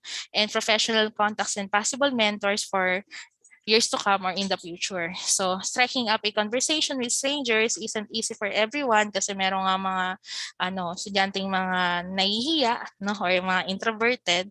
But you may check na sa indeed.com no mga simple questions. Pero dito may na-cite akong mga samples about get to know you questions. Ayan, para makapag initiate lang kayo ng conversation sa mga makakasama niyo sa isang organization. Kasi baka mamaya mas marami kayong matutunan sa kanila, di ba? Bilang sila ay mas nakakatanda sa inyo at sila ay nasa industry na talaga. Next, identify a mentor. So a mentor is someone who can guide you through your internship and be a bridge to professional networks and learning opportunities. Ayan. There were times na sa internship program naman kasi define na kung sino yung magiging mentor nyo eh. Diba? Kung saan kayo i-assign automatically, kung sino yung on-site supervisor nyo, sila na yung mentor nyo. So iba pa yung mentor sa school. Diba? Kasi you will also be still guided by your coordinator. Diba? Throughout your journey sa internship kasi kakamusta nila kayo. Tapos kung sakali naman may special project kayo sa company, merong i-assign sa inyo faculty no, na magsusupervise sa inyo. So they won't give you a complete roadmap to success but rather can serve as a trusted source of feedback and information. So hindi mentor lang, no? So talagang i-coach lang nila kayo. Pero hindi sila yung gagawa no ng mga tasks nyo. So in some internship settings, you may be assigned a mentor. In others naman, you may have to identify one for yourself. Yan. Ito uso lang to pag mga sa thesis di ba? Na pwede kayo mamili ng gusto niyo magiging mentor or advisor ba na tinatawag. So you'll want to select someone, no, who would you admire and has the skills and traits that you want to develop. Next is, related to sa building connections, diba? Practice collaborating with others. So, it is a vital skill that will serve you in any profession. That collaborating well means defining expectations. So, actively listening and communicating clearly. So, during your internship, seek out opportunities to practice collaboration. So, ito yung mga examples, no? For example, whether you are working solo or in a group, define your requirements of your project, ano yung mga need na i-input or assistance from anyone else, yun. Determine yung that at front and giving notice to others as soon as possible will make it easier to get the resources you need. So, another example is, for example, no, kayo pinag-facilitate or pinag-hold na meeting, no, kindly prepare by sharing your agenda. If you are attending a meeting without an agenda, contact the organizer ahead of time. Then ask if there is anything you can do to prepare. And another example pa is to respect everyone's time by beginning and ending the meeting on schedule. Next, may ka-7. Seek out growth opportunities. So your first couple of days and weeks may include onboarding sessions and mostly about trainings, di ba? Kasi para ma-develop yung mga skills niyo bago kayo isabak sa practicum na talaga. So take advantage of any training time offered to ask questions and learn new skills. So if there isn't any formal training, find new sources of information on your own. Ayan, maraming available na po sa internet, no? May mga free trainings and webinars na. Yan, tulad na ino-offer namin sa DICT. So this is a rare opportunity to understand how an organization works inside and out and to get the most of your internship approach each hour of the working day with energy and curiosity. Yan. Next step to learn and grow from your internship is to keep a journal to track experience. So, as mentioned kanina, no, hindi nawawala to take down notes, di ba? Over the course of your internship, make a habit of writing in a journal kasi kailangan rin ata, no, part of the requirement niyo na isasubmit sa inyong RJT coordinator or faculty supervisor na meron kayong written journal, daily journal, or weekly accomplishment report, di ba? Na should be signed by your immediate supervisor sa company and then pipirmahan din ng inyong RGT coordinator. Ayan. So by writing a journal also will help you to recall your ideas and learnings and accomplishments. So parang hindi kayo nag-iisip kung kailan magpapasa, doon yun lang iisipin yung mga pinagagawa nyo na nakaraang linggo. So you'll want to keep track of the details of your accomplishments, especially any metrics and numbers that can make your success tangible. So whether daily or weekly, so itong mga notes na ito will be especially useful, no, when you're updating your resume after your internship. Ayan, kasi baka mamaya may ginawa kayong project, di ba? Tapos ang laki nung binigay na improvement sa company, since kayo ay part ng project na yun, if you have take down notes, no, about dun sa details ng project na yan, kapag nag-apply na kayo ng trabaho, pwede nyo ikwento, no, during the interview. And your future employer might be impressed, no, kasi OJT pa lang kayo, no, nagkaroon na kayo ng nag-take na kayo na big part, no, or role sa inyong naging company during your internship. So second to the last would be build a positive outlook throughout. So during your internship, you will be learning many new skills, navigating a new hierarchy, and stretching in all the ways that foster personal and professional growth. So each of this is likely to result in stress or self-doubt at one point and another, which is true. So to counteract that uncertainty, diba, you need to identify ways to build positive thinking. So if you are journaling, document the highs as well as the lows, no? Practice gratitude by singling out the reasons behind the good outcomes. So be gentle with yourself when things don't go as planned, ayan, and find meaningful ways to reward yourself for hard work done well. So this possibility can have a profound effect on both of your mental and physical health. Ayan. Hindi ko naman sinasabi stressful, no, pag nasa internship program kayo. Depende yon, no, sa nature na kung saan kayo mapupuntang type of industry. So in my case, no, before, nung college ako, talaga mahirap kasi walang buklatan ng libro. Ayan, hindi pa masyadong na-utilize back then ng Google. Talagang library to library. Kung may kailangan kaming alamin. Ayun, kasi nakadepend sa amin yung mga technical engineers kasi nga yung mga, mas latest pa yung mga naituro sa amin during nung, syempre, ang tagal ang layo ng kanilang gap sa amin. So, mas latest yung mga trends na alam namin compare with them. And lastly, stay in touch. Yan.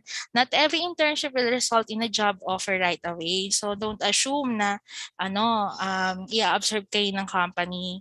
So kung saan company kayo, kung gusto niyo ma-absorb doon ng company, make sure during your initial screening with them, tanungin nyo na, no? If may guarantee ba na, or if there is a possibility, no, after your internship program with the company, is kung may hire nila kayo or i-absorb nila kayo. Ayan. So if the company and work you've done are of interest to you, it's a good practice to stay in touch so that when an opportunity does open up, you will be the top of mind. So as your internship ends, send personalized thank you notes or emails to the people you've worked with. So mention yung projects you work on together, express your gratitude for any guidance and they provided, and give them your personal contact information. So ito yung mga sample sentence starters na you can include in your thank you notes, no? Yan, I am thankful for the time we shared. I appreciate all the experiences and knowledge I have gained during my internship. And I would like to stay in touch. Yan, yung mga sample. Sana magamit niyo yan, no? Feel free to take your screenshots. Yan. And lastly, no, how to properly end your internship. So, ensure any project or work assigned to you is completed. Yan. Pero hindi maiwasan, no, na may mapepending or left hanging. Kung sakaling may mga ganong projects, no, inform sa kanila kung ano yung status. Ayan. Para kung sakaling may karoon na naman ng OJT or may mapang-abutan kayong OJT, magkakaroon ng smooth transition, no, properly turn over. Turn in all necessary materials to your faculty supervisor to receive your grade kasi kailangan yan, di ba, for the for your evaluation. Next is send a thank you note to your employer for the experience and opportunity, and to anyone who assisted you during your internship, which is already discussed kanina. Ask your employer for a letter of recommendation or a commitment to be a reference for future employment. Yan. Pwede naman po ito i-request. Ayan. Kasi para magamit nyo, no, as attachment sa mga susunod yung a-applyan kung mag-a-apply na kayo ng work. Then update your resume or CV, and consider asking your supervisor to review it and make suggestions. And lastly, ayan, tulad nung kanina, stay in touch with your network you develop as an intern. So you may want to send regular updates to the people you work with closely. So for example, if you're working on a school or personal project related to your internship, you can send a note with the details. Yan. Sometimes, for example, no, magka-capstone na kayo or magti-thesis, baka pwede nila kayo matulungan, di ba? Kung nakabuild kayo ng magandang rapport with your colleagues, no, sa organization, baka sila pa ang tumulong sa inyo and mag-assist para mapaganda yung mga projects at proposal nyo. So you can also invite your former colleagues to a coffee treat. Ayan, that would be a great way, di ba, to share ambitions, learn what's new with them, and ask questions. No, during my time nung nag-OJT din ako, naging kaibigan ko rin yung mga nakasamahan namin sa mga work, no? Yung kahit after na namin mag-render sa kanila ng internship. So if you see a new job at the company, no, kung saan kayo nag-internship, try to reach out your contact, no, before you apply. Yan. So they may able to help you, no, para sila pa ang mag-refer sa inyo to the position or give you insights to help you tailor your application. So sa mga nagbabalak, no, at mag-a-apply na ng kanilang internship program, no, best of luck sa inyong internship and sa inyong future future endeavor. So I think this would be my last presentation, and I will just leave this quote, no. Experience is the teacher of all things, no, according to Julius Caesar. Ayan, thank you for listening.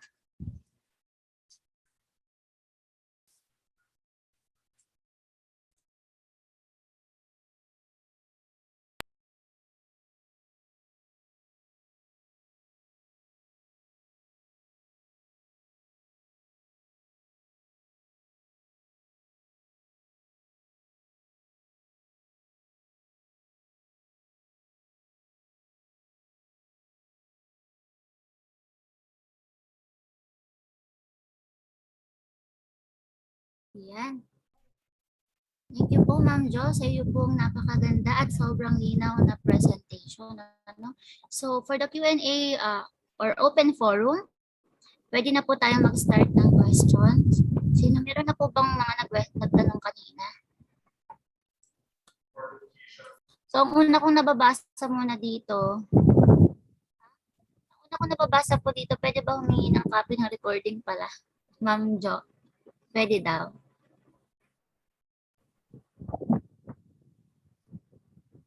Yes, ma'am, pwede po. Yan. So wait lang po Yan ako lang tong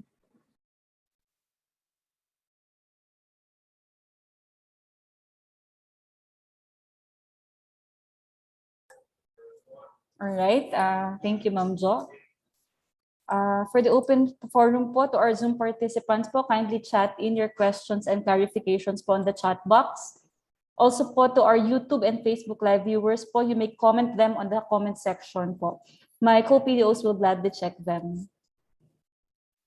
Also po, for everyone, due to time constraints, we will be answering a maximum of 5 questions po. Maximum of 5 questions po we will entertain.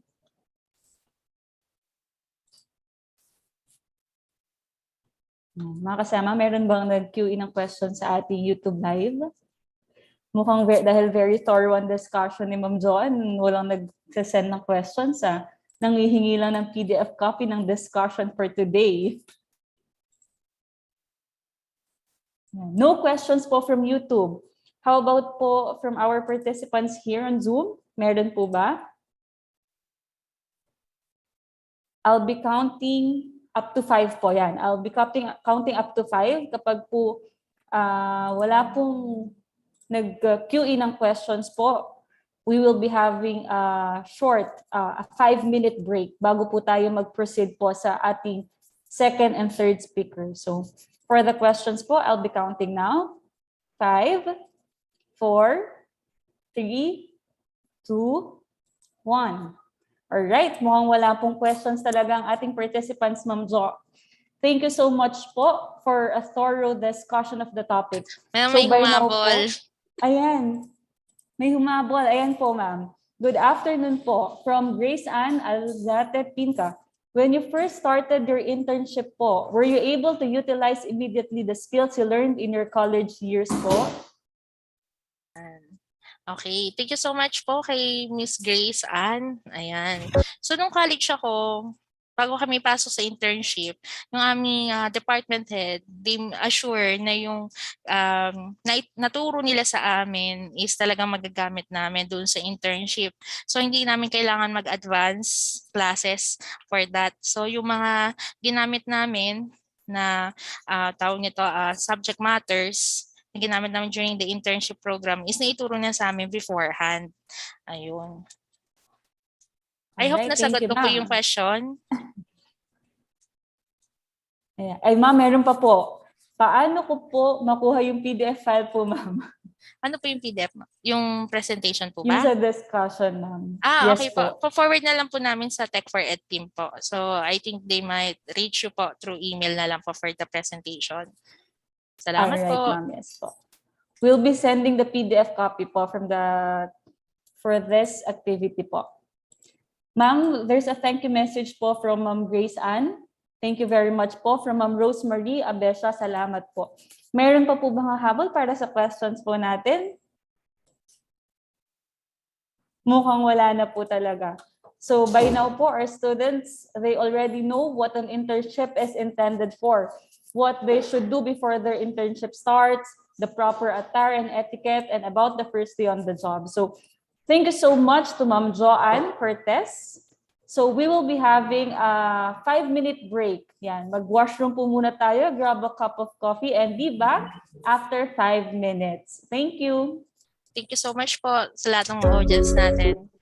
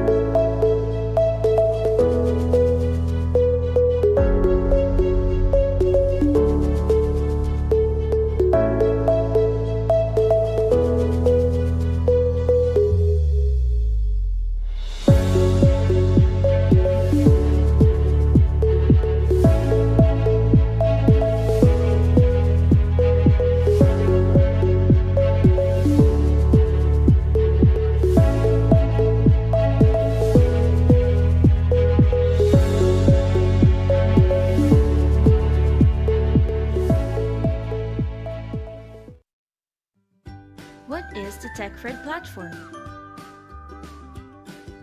The TechforEd platform is a learning management system developed to house various content and learning materials accessible in TechforEd centers. How do we access these contents in the platform? Go to www.techfored.gov.ph and create a new account.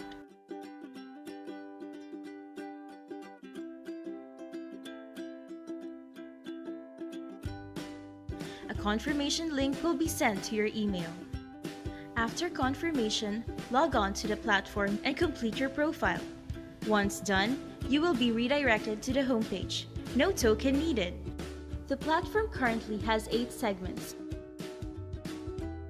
The e-Agri segment aims to use ICT to enhance and localize farm technologies to increase productivity and reduce costs for farmers and fisher folks.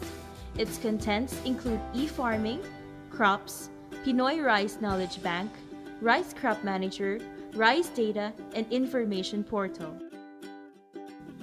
The e-Marketplace segment aims to increase the market reach of micro, small, and medium enterprises beyond their immediate community to raise their economic growth and opportunities.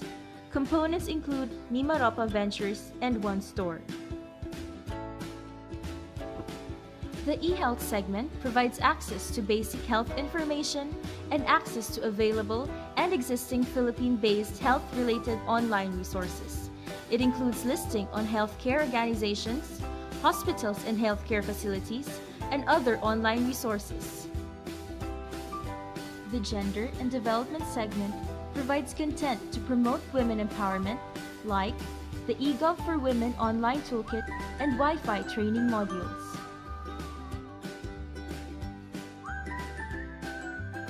The Rural Impact Sourcing segment contains content that aim to promote ICT-enabled jobs with high economic activity like freelancer and social media marketing bootcamp. The e-Edu Skills segment aims to address the education divide by delivering e-learning on demand. Users can access online learning materials from different partners like the Alternative Learning System or ALS, Starbucks, and skills training from TESDA. The e-Assist segment focuses on providing learning and continuous skills development opportunities for digital inclusion for special sectors. This contains learning modules and videos on financial literacy, entrepreneurs, digital literacy, and career development. The eGov Services segment links the user to the National Government Portal, a single window containing all online information and operational infrastructures and public services of the government developed by the DICT. Users have unlimited access to all these content, plus more, as we add new resources from new partners. Visit your nearest TechforEd Center for more details.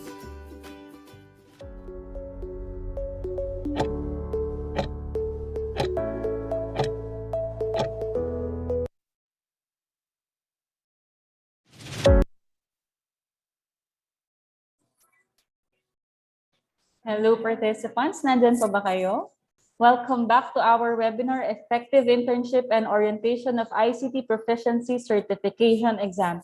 So to support our students, examine their capabilities and acquire professional skills, and to know more about the ICT Proficiency Certification Examination, let us proceed to the next part. To keep the spirit high and to introduce our second resource speaker, again, may I call on the DICT Region III TechforEd Project Focal, Ms. Roma Hermenegildo. Hello everyone, good afternoon. Thank you, Ma'am Ses. For our second resource speaker, Mr. Reymark De Castro graduated in Bulacan State University main campus with Bachelor of Science in Manufacturing Engineering. He has a hands-on experience in construction and materials industry as a former inventory supervisor at CM Pancho Construction Inc. at various capacity in the field of professional experience in manufacturing industry in the field of feed milling. at Premium Feeds Corporation and currently the Planning Officer I of the ILCDB of the DICT Region III. Everyone, let's welcome our second speaker, Sir Reymark De Castro. Let's give him a virtual applause. Hello, Sir Reymark. Hello po, Ma'am Roma. Good afternoon po. Thank you po. The floor is yours. Pa-co-host po, Ma'am. A while, sir.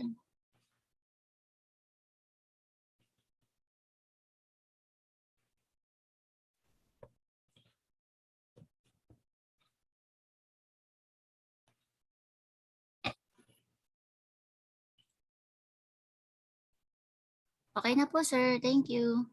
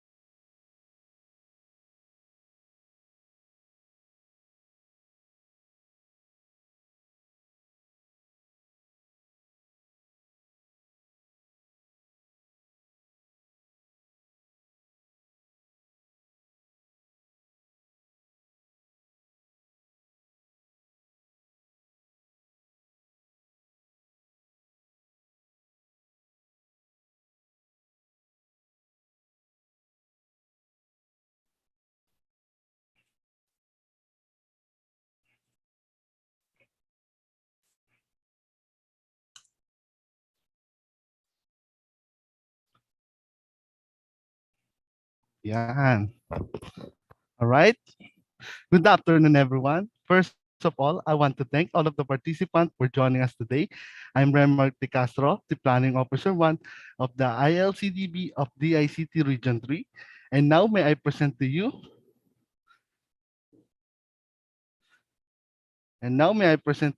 the procedures and the internship program in the DICT. The ICT Apprenticeship Program supports students to examine their capabilities and acquire certain professional skills to have an excellent job performance in the future. It enriches the self-learning abilities of a student with diverse skills, competencies, and expertise from the workplace.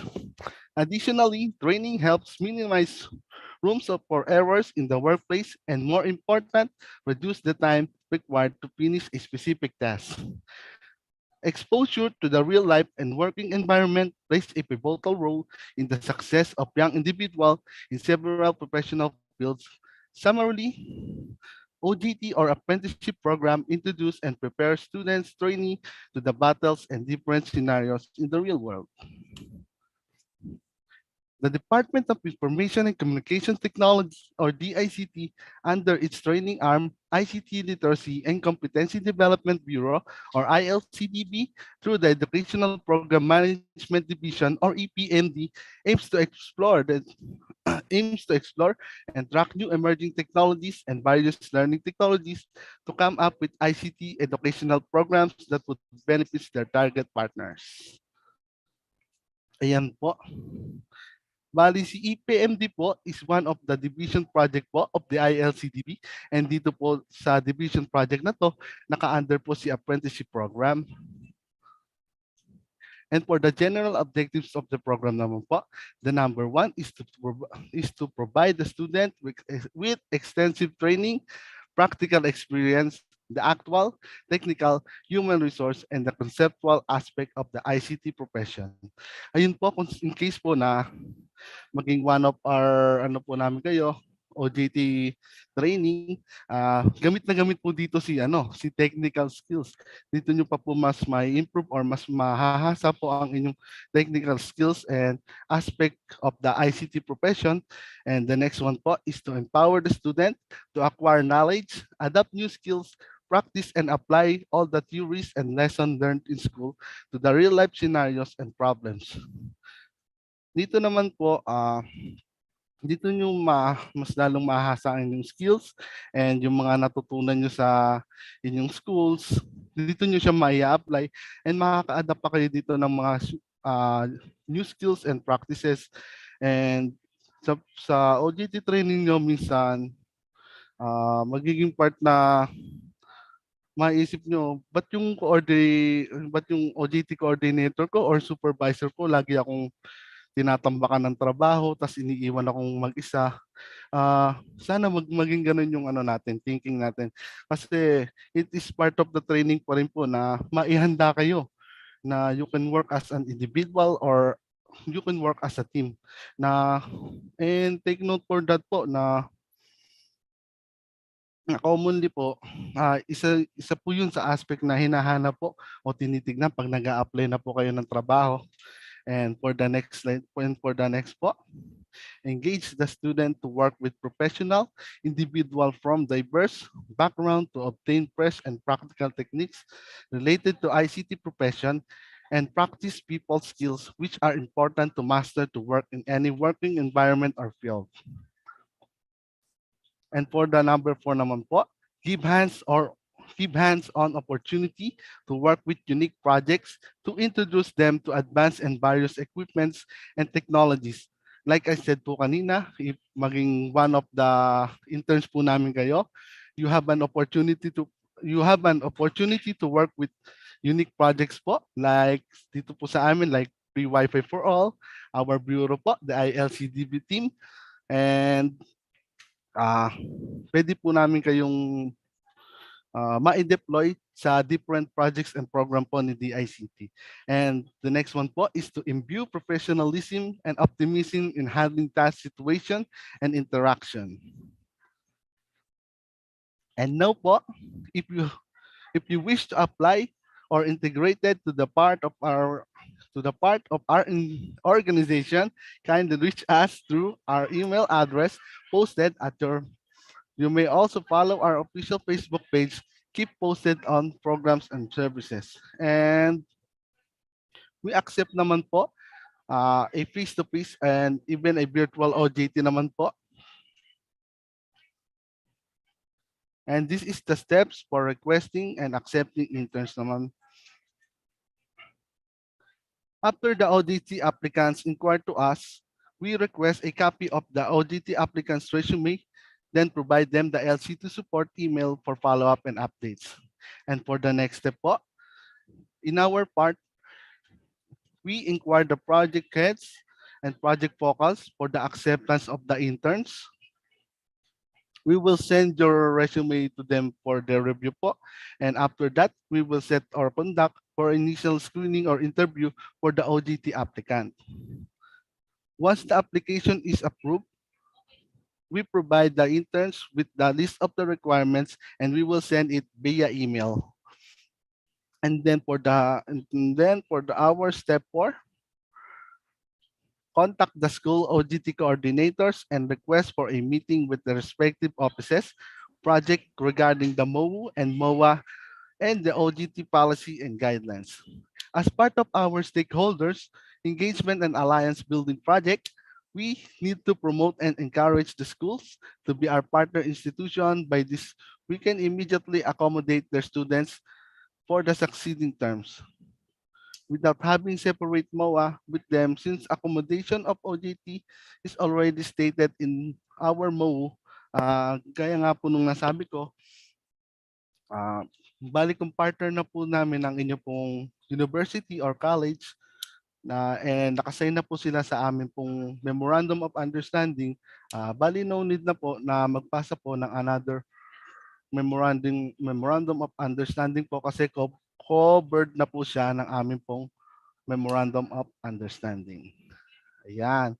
And for the next step naman po, Once na-complete nyo na po all of the requirements, we will be forwarded naman po sa amin pong HR for signing and approval naman po ng aming Regional Director, si Engineer Reynaldo TC. And for the next step, once approved na po, we will send the registration link to the interns on your timekeep system or daily time record. Dito po kasi sa amin sa DICT, we use po the timekeep system application for our actual time in and time out po. And we will remind you naman po kung paano naman po siya gamitin and for your in and out po. And for the next step naman po,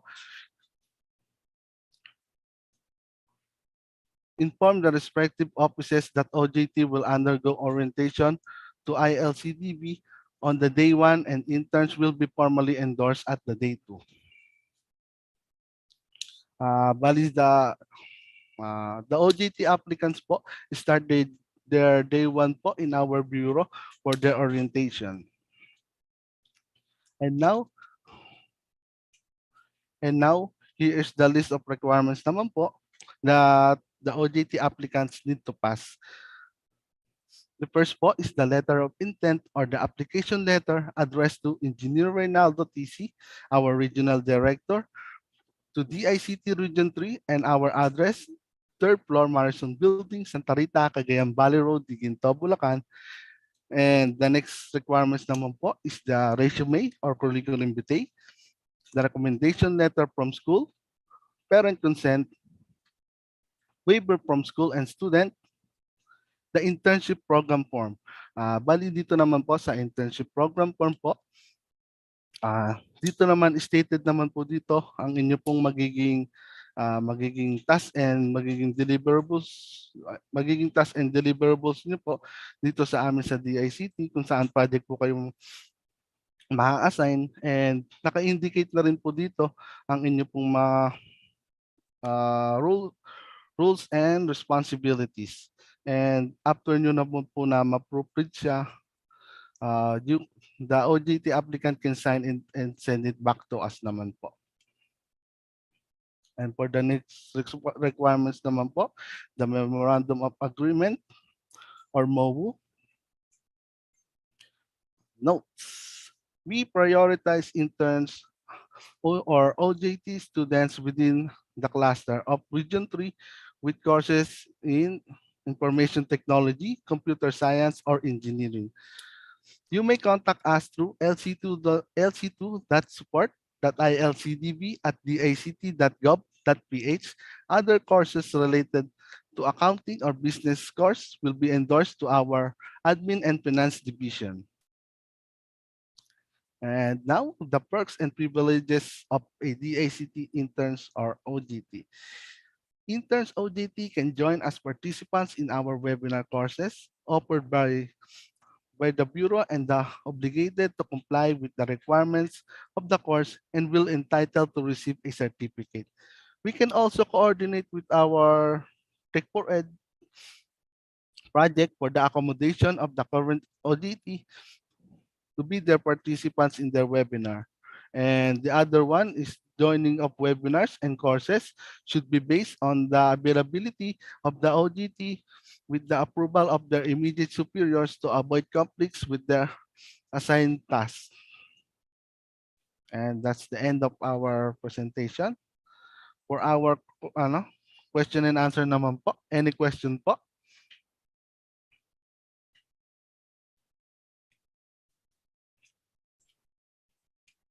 Thank you so much, Sir Reymark, for the systematic discussion of the procedures of the internship program here in the DICT Region 3. So meron po ba tayong questions for Sir Reymark? Any questions or clarification po? From our YouTube live, meron po ba tayong questions?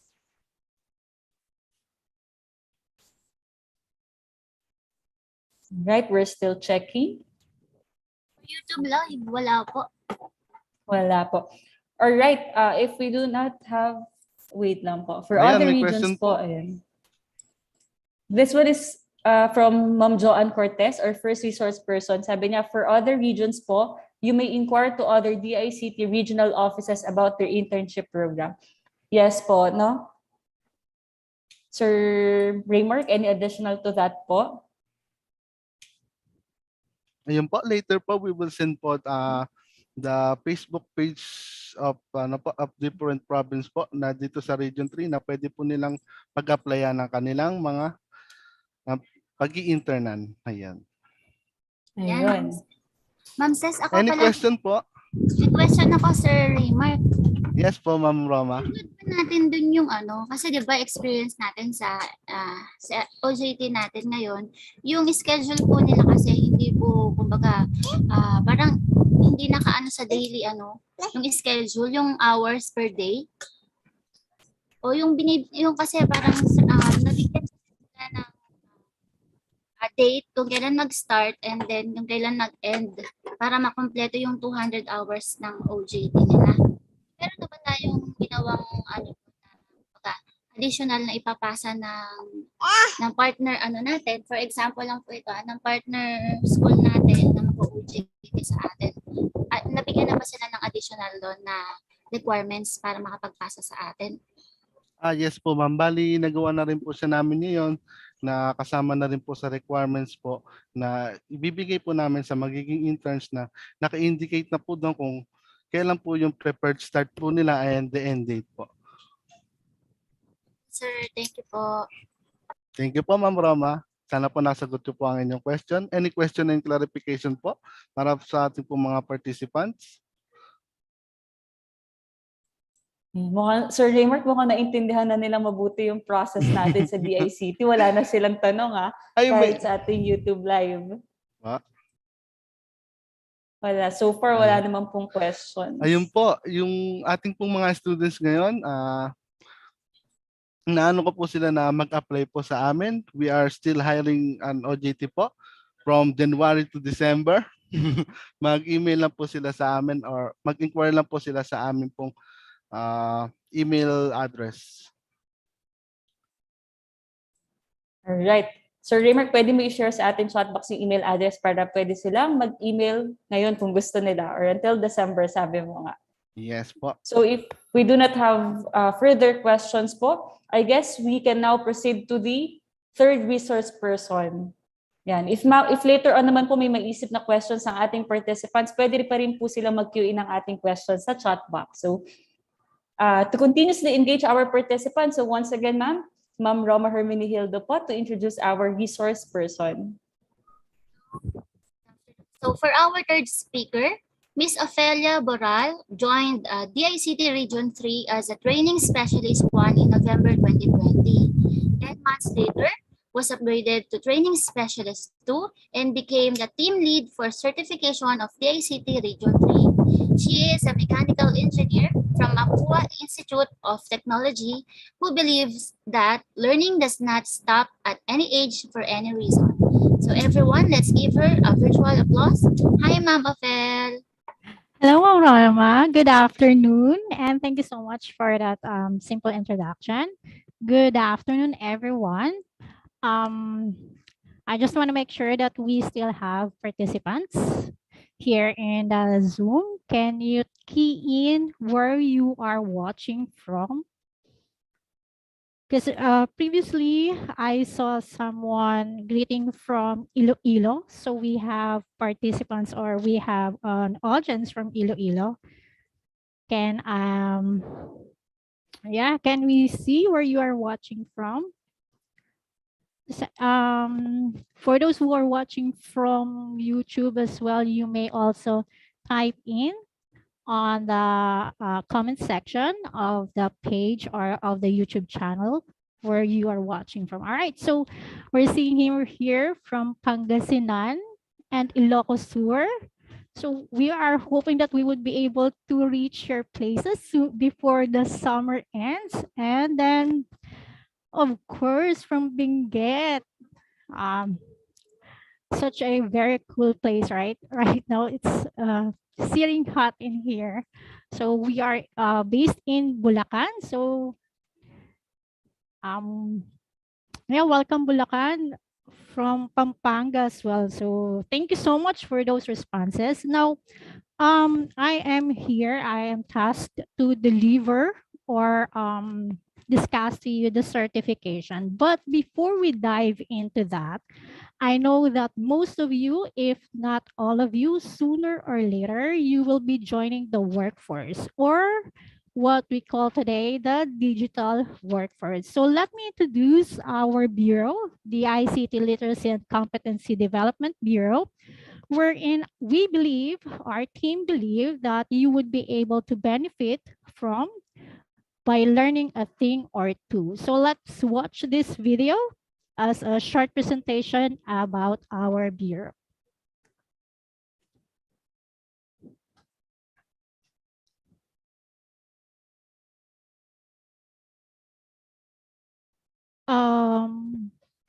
Can anyone confirm what screen I'm showing? Right now po, we're already seeing po the video. All right, so I'm gonna play now. Would you be able to confirm if there is an audio? Department of Information and Communications Technology. Yes, ma'am, there is po. All Yes, right. ma'am. Thank you. So again, please watch this. Region III. The Department of Information and Communications Technology is the primary policy, planning, coordinating, implementing, and administrative entity of the executive branch of the government that will plan, develop and promote the National ICT Development Agenda, RA 10844. Our Bureau, the ICT Literacy and Competency Development Bureau, is a training arm of DICT that develops and implements ICT literacy and competency development programs to harness the competitiveness of the current future workforce and marginalized, special needs sector towards an ICT-enabled society. The ILCDB worked on ABC competency framework, which is assess, build and certify. We assess by determining the level of competence based on competency standards. We build by addressing the competency gap through training offline, online, on-the-job training and coaching. We certify by validating the knowledge and skill through local and global certification, and we do it through partnerships. The programs and projects. We have ICT Academy, which is the capacity development hub for ICT literacy and competency, which are being taught through the modalities of physical and online. We have the Digital Transformation Centers, which is the physical venues where ICT Academy training is accessed. Skills Window PH is the online platform of the ICT Academy. Under the ICT Academy, we have digital literacy, digital governance and management, cybersecurity, and transformative technologies. The Bureau ILCDB, we are composed of different divisions. We have the Competency, Certification, and Courseware Development Division, or C3D2. We have Educational Program Management Division, Training Management Division, Tech4ED Project Team, Digital Jobs PH Project Team, and Digital Teachers Team. The C3D2 acts as the curriculum development and/or accreditation, which is competency-based and also conducts training implementation guidelines. Under the C3D2 is the National ICT Competency Standards, or NICS development, wherein 20 NICS was developed. 5 of it is compliant with a ZNISS. Aside from those mentioned, under the C3D2 are the ICT Proficiency Certification, ICT Diagnostic Exams, ICT Proficiency Exams, and International Computer Driving License. The ICT Proficiency Certification can be converted for the EDP Specialist eligibility via Civil Service Commission. The Educational Program Management Division, or EPMD, which is a competency that needs assessment department that focuses on research and development. Under of it are the educational programs or projects, learning technologies or trends, and ICT education and capacity development related indicators. They also monitor and evaluate also a central repository of DICT capacity development initiatives, and they also conduct trainings, institutional partnerships or stakeholder engagements, courseware and resource sharing. The following are the international and local partners. Next is the Training Management Division, or TMD, which have 3 sections that are Office of Registrar, Training Implementation and Training Facilities. They conduct various capacity development initiatives which have different modalities, face-to-face, through online or blended. We deliver through partners, with the regional cluster offices, state university colleges, local university colleges, through private training institutions and subject matter experts. The beneficiaries are the government workforce, ICT and ICT-enabled, marginalized or special needs sector and public. Another task of TMD is they handle various capacity development initiatives which compose of 5 schools. School of Digital Governance and Management, School of Digital Transformative Technologies, School of Cybersecurity, School of Digital Literacy and School of Institutional Innovation. And we have Digital Teachers and Learners Project, or DTLP, where we transform current teachers to digital teachers, continuous conduct of webinars, conduct of training of trainers, basic and higher education, in partnership with University of the Philippines Diliman College of Education, where we develop pool of master teachers nationwide. Free offered courses, digital education. ICT Literacy and Competency Development Bureau Digital Education. Training of trainers, basic to higher education. ICT Specialized Training for teachers, non-teaching school staff and learners. With the sub-themes of Information and Digital Literacy for Inquiry-Based Learning. Design-Based Learning using digital collaborative tools. Enhancing context-rich learning through data visualization. Digital content creation for promoting education for sustainable development. ICT Literacy and Competency Development Bureau Digital Workforce. Training of trainers. Digital Governance and Management. Data-driven and governance. Data privacy and protection. And ICT Project Management. Digital Transformative Technology. Python Programming Essential Course. Cybersecurity. Cybersecurity and Competency Framework. Foundations of Computer Emergency Response Team Operations. Operations and PNPKI Users Training.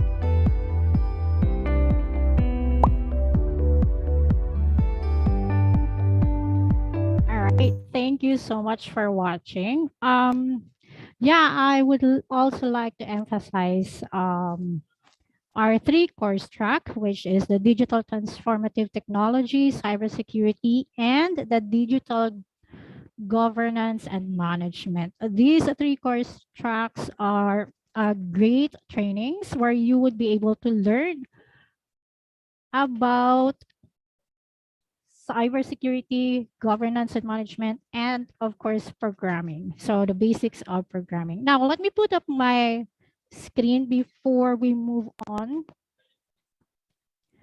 to the next presentation.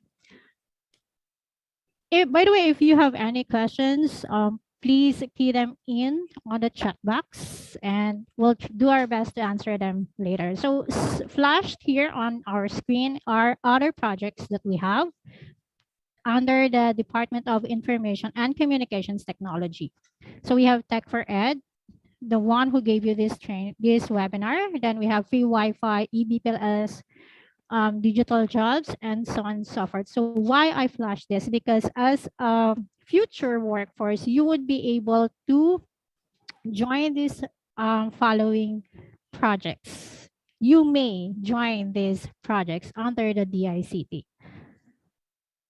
Now for the ICT Literacy and Competency Development Bureau, in general, I'd like to brag about our accomplishment for the first quarter.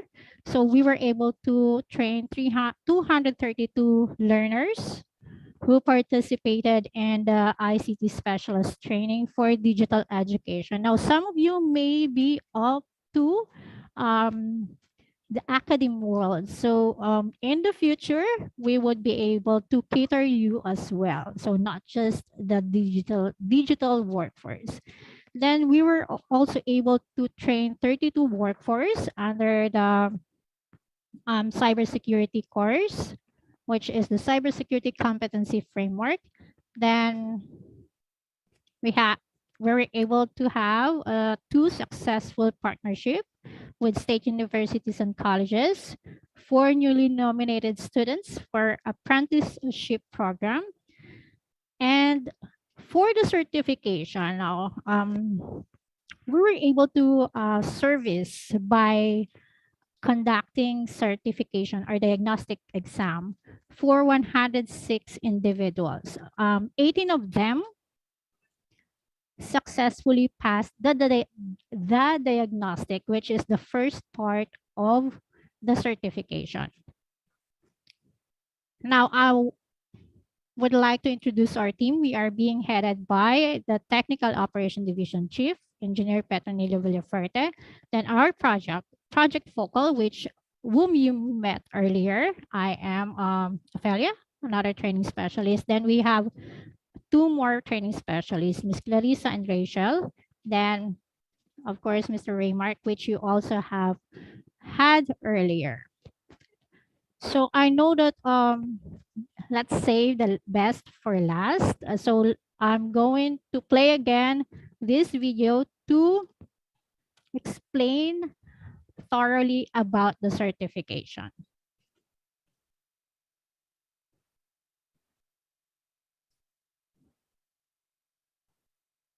Yeah, let's all watch this.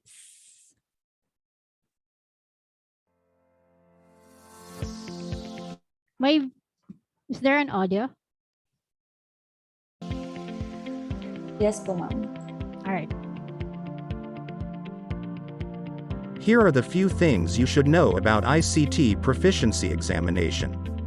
The DICT, or Department of Information and Communications Technology, shall be the primary policy, planning, coordinating, implementing and administrative entity of the executive branch of the government that will plan, develop and promote the National ICT Development Agenda.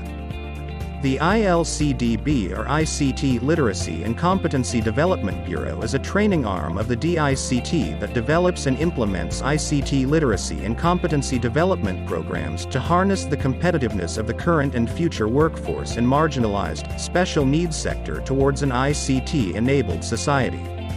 The ICT Proficiency Examination is designed to evaluate the competence of an individual to perform programming. This is pursuant to Presidential Decree 1408, which directs the National Computer Center, now DICT, and the Civil Service Commission, CSC, to devise ways of determining the fitness of individuals in occupying highly technical ICT positions and through which the awarding of appropriate ICT, EDP, specialist eligibility will be based. DICT and CSC, therefore, conduct the tests in the areas of computer programming. DICT issues a Certificate of Proficiency, which serves as the basis for the granting of the special ICT eligibility by the CSC. The test is a mechanism to evaluate the competence of an individual to perform programming. The test can be used by an individual to assess his knowledge and skills for the purpose of continually improving his own technical abilities.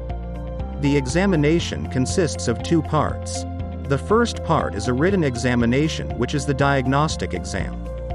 Those who pass the assessment will be eligible to take the ICT Proficiency Examination, which will be administered by an authorized regional office and/or C3D2 staff. The diagnostic exam's result does not expire. Should an examinee may take the Hansen exam on a later date, same diagnostic applies. Those who will not pass the diagnostic may retake the diagnostic exam anytime after the release of the result. An examinee can retake until he or she passes the exam. There is no maximum number of retakes. The second part is a Hansen examination. Passers of diagnostic will undergo a 6-hour Hansen examination of their chosen programming language. Those who will not pass the certification may have to undergo additional hours of training and/or learning activities that will enhance the examinee's knowledge and skills in programming. Such training is offered on Facebook page of ILCDB. Non-passers can retake after 6 months. After passing the certification or the Hansen exam, examinee will receive a certificate of ICT Proficiency in which he or she can apply for the EDPSE grant. Filing of applications for the grant of EDPSE shall be within 3 years from the date of issuance of the DICT's Certificate of Proficiency. Electronic Data Processing Specialist eligibility or EDPSE is granted pursuant to CSC Resolution number 90-083 dated January 22, 1990. The EDPSE shall be conferred on passers of the proficiency test or training course conducted by the Information and Communications Technology Office or ICTO, formerly National Computer Center, on the following. The date of effectivity of the EDPSE shall be the date of approval of an application by the CSC Regional Office concerned.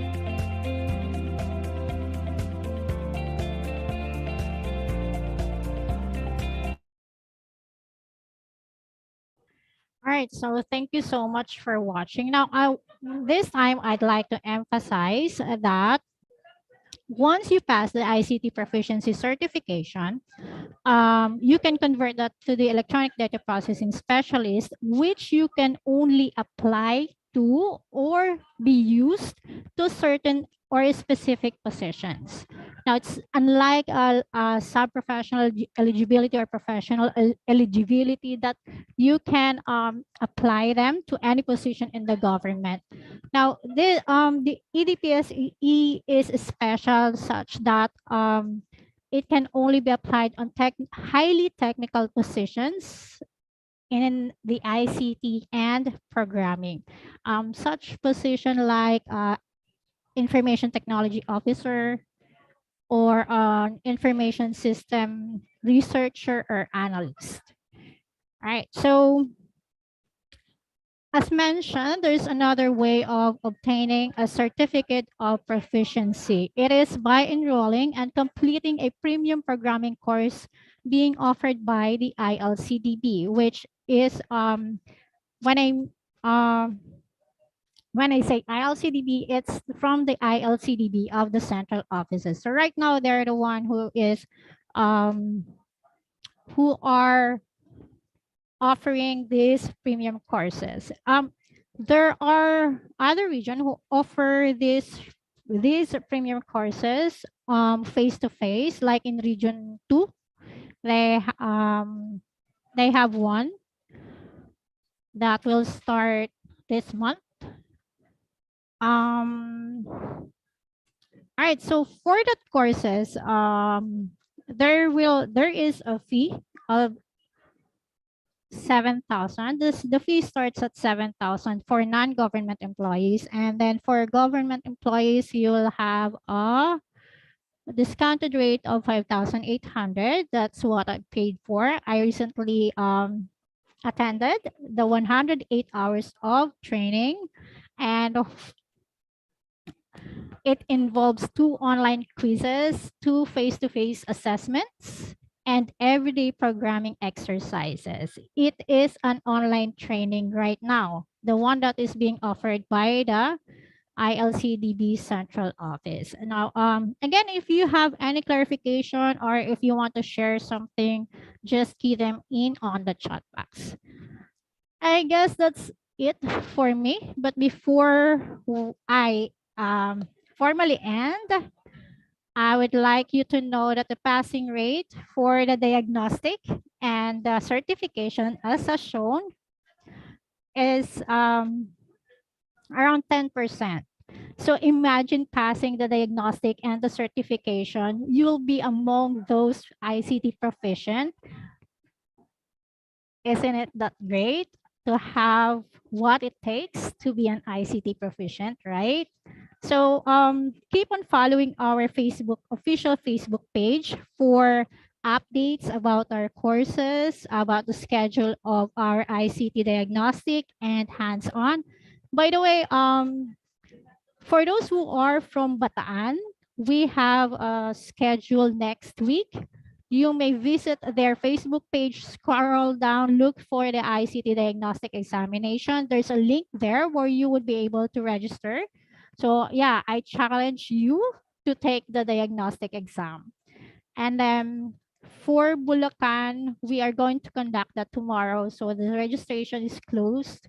But for other provinces, you may also check the DICT provincial pages if they have an upcoming schedule for the diagnostic and certification. And yeah, for those who are from Zambales, we have an upcoming certification on June. So if you know anyone who previously took up the diagnostic and passed, please inform them that the ICT Zambales will be having a certification or the hands-on or the last part of the process of the ICT Proficiency certification and have them registered also on the Facebook page of the ICT Zambales. All right, so I guess that's it for me. Ma'am Ses, do we have a question? Thank you so much, Ma'am Ophel, for introducing us to the ILCDB and orienting us about the ICT Proficiency Examination. So dear participants, are you ready to throw in your questions for our third resource person? I think we have one here po. May I ask if there is a free e-certification of this webinar, ma'am? Yes po.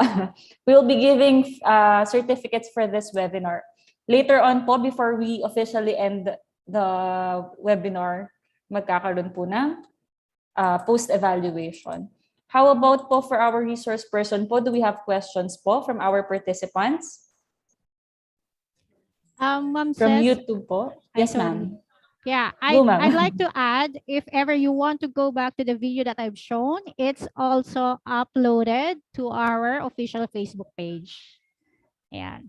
And yeah, All right, thank you, and ma'am. if you also want a copy of this whole webinar, they can replay this, right? They can rerun this on the YouTube channel of Tech4ED, correct?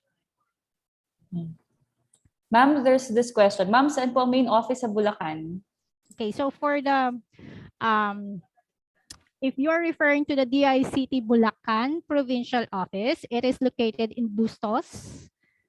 But if you are referring to the regional office of Region 3, it is located in Gigintos. So yeah, yun po. Yes po. So on the chat box po, si Ma'am Jo, sinend po niya ang email ng lc2.support.ilcdb@dict.gov.ph as well as the link of their Facebook page. Yan. Makikita po natin sa ating chat box po for those who are interested po. Are there any other questions po from our participants? Yan. Habang nandito pa po ang ating ILCDB team, itanong na po natin.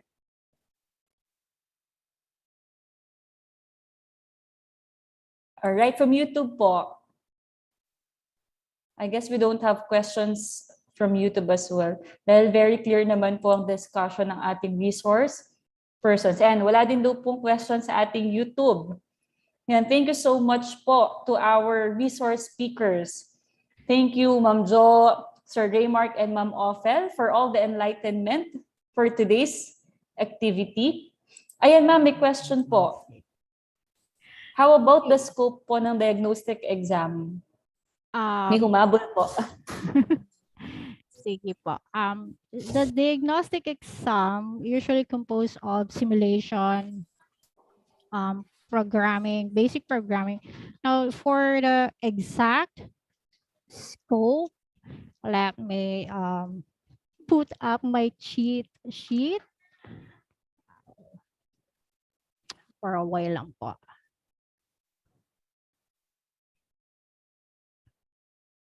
All right, so for the general coverage of the diagnostic exam, you will encounter a simple program simulation, number system, data structures, system development life cycle.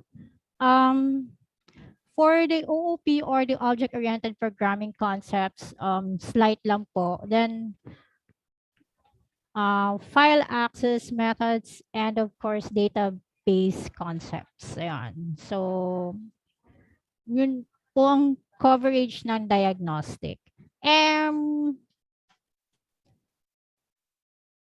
May I know if okay, sa OJT. All right. So I think the question came from one of our OJT, right? So for the privilege of everyone, those were the coverage. And you may also check that on the website of dict.gov.ph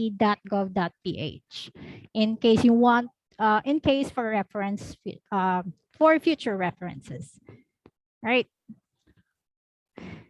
All right. Are there any other questions? May habol pa po ba? Ayan. All right. Thank you, Miss Ofelia. Sabi po ni Rovery. Ayan. Can you info ni Ma'am Joann? Please refer also to this link for the most frequently asked questions about ICT Proficiency Examination. Ayan. Guys, ipin na ninyo yung mga link na sinend ng ating ILCDB team para hindi nyo nahahanapin. Ayan. Thank you daw po, Ma'am Jo. Are there any other questions po? Mukhang wala na po yatang tanong galing sa ating participants. I guess we may now proceed to the awarding of certificates to our resource speakers. So this certificate of recognition is awarded to Engineer Joann Cortez in grateful recognition for the invaluable sharing of knowledge and expertise rendered as resource speaker during the conduct of the 3 hours webinar entitled Effective Internship and Orientation of ICT Proficiency Examination of the Department of Information and Communications Technology Region III, TechforEd Project, held via Zoom meeting and YouTube Live, given this 12th day of May 2022, to be signed by Engineer Reynaldo TC, Regional Director of DICT Region III. Also, this certificate of recognition is awarded to Reymark De Castro in grateful recognition for the invaluable sharing of knowledge and expertise rendered as resource speaker during the conduct of the 3 hours webinar entitled Effective Internship and Orientation of ICT Proficiency Certification Examination of the Department of Information and Communications Technology Region III, TechforEd Project, held via Zoom meeting and YouTube Live, given this 12th day of May 2022, signed by Engineer Reynaldo TC, Regional Director of DICT Region III.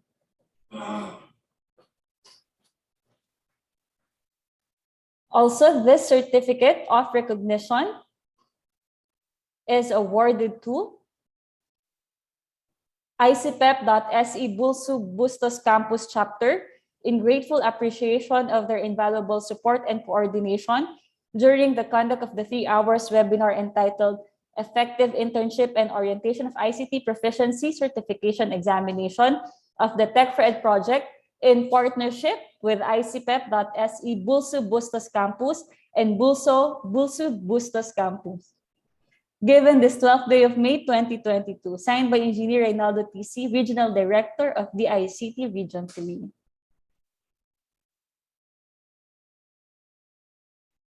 All right, just a moment.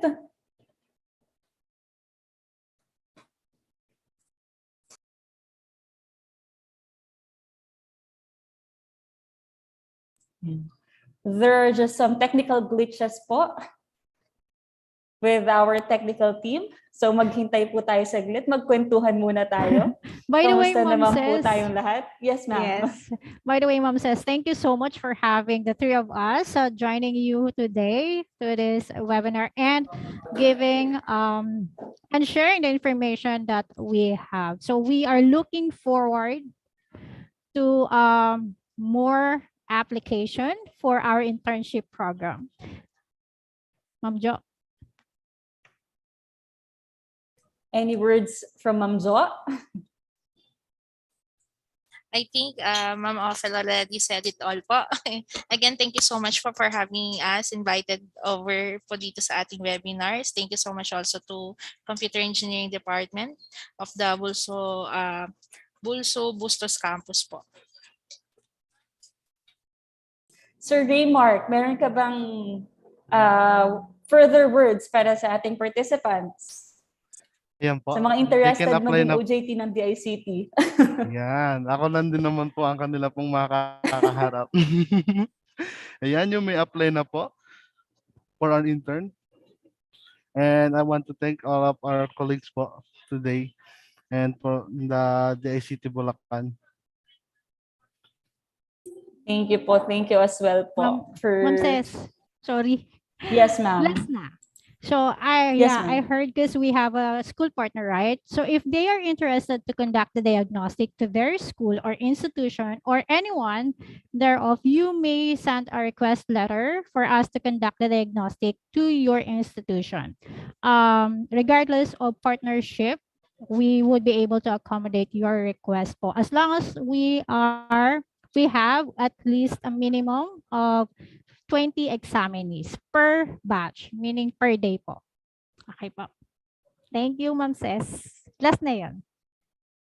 Ayan, sabi po dito, ayan, salamat po sa DICT and speakers. Ayan. On behalf of ICPEP.SE Bustos Campus and our Computer Engineering Department, maraming salamat po. Galing po kay Sir Allen Rodario. Ayan. Thank you, DICT. Ang galing niyo po. Ang galing po talaga ng resource speakers natin for today. Ayan. Alright. Ready na po ba tayo sa ano? Magbabasa muna tayo ng mga chat ng ating participants. Thank you so much, DICT. Thank you, ma'am. Ayan. Let's proceed with the awarding of certificates. So this certificate of recognition is awarded to Ofelia Boral in grateful recognition for the invaluable sharing of knowledge and expertise rendered as resource speaker during the conduct of the 3 hours webinar entitled Effective Internship and Orientation of ICT Proficiency Certification Examination of the Department of Information and Communications Technology Region III Tech4ED Project, held via Zoom meeting and YouTube Live, given this 12th day of May 2022, to be signed by Engineer Reynaldo TC, Regional Director of DICT Region III.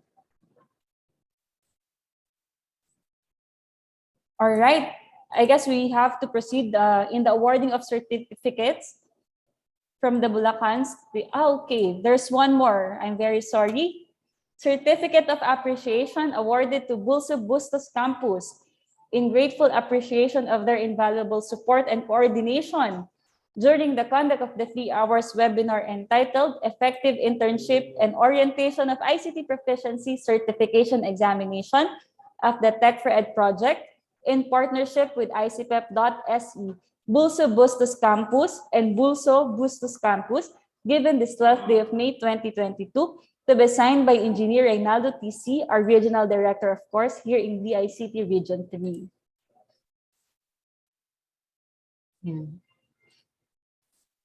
To award the certificates from the Bulacan State University, may I call on Ms. Rica May San Miguel, ICPEP.SE Bustos Business Manager. The floor is now yours, ma'am.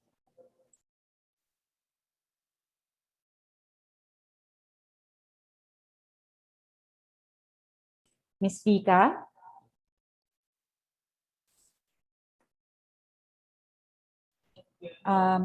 Ma'am, kindly assist po para ma-unmute po si Ma'am Rica.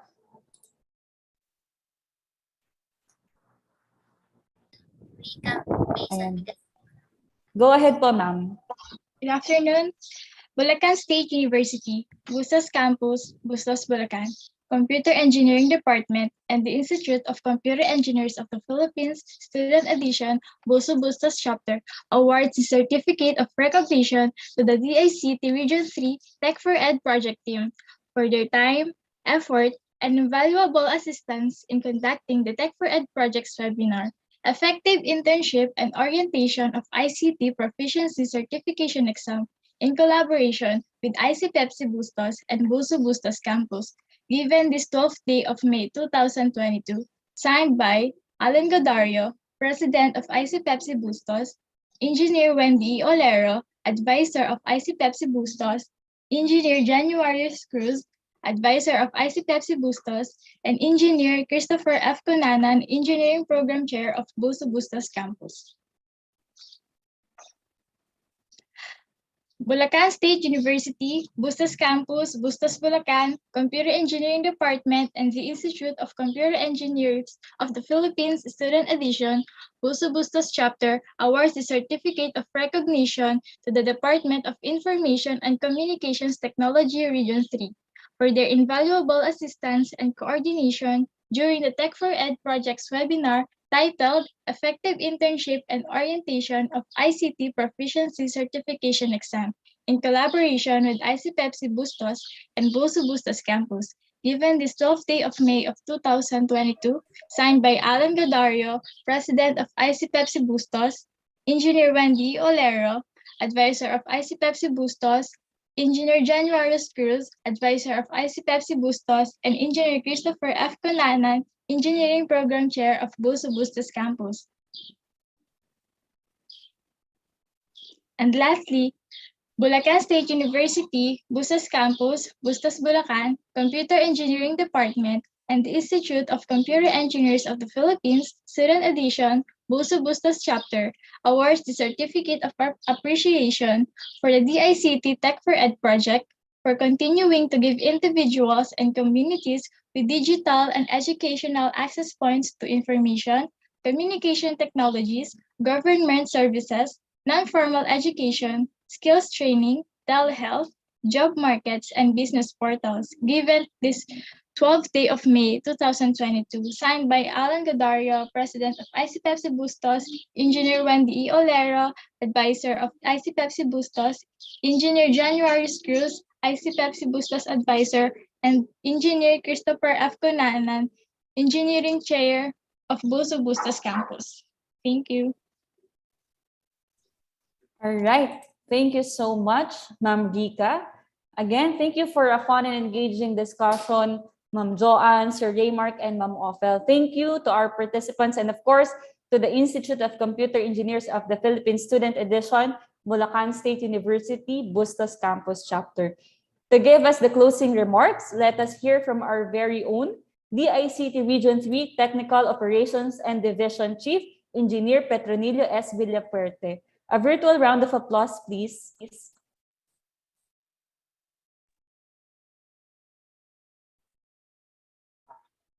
Thank you, Ms. Hess. To all who have attended this webinar entitled Effective Internship and Orientation of ICT Proficiency Certification Exam, a pleasant and blessed afternoon.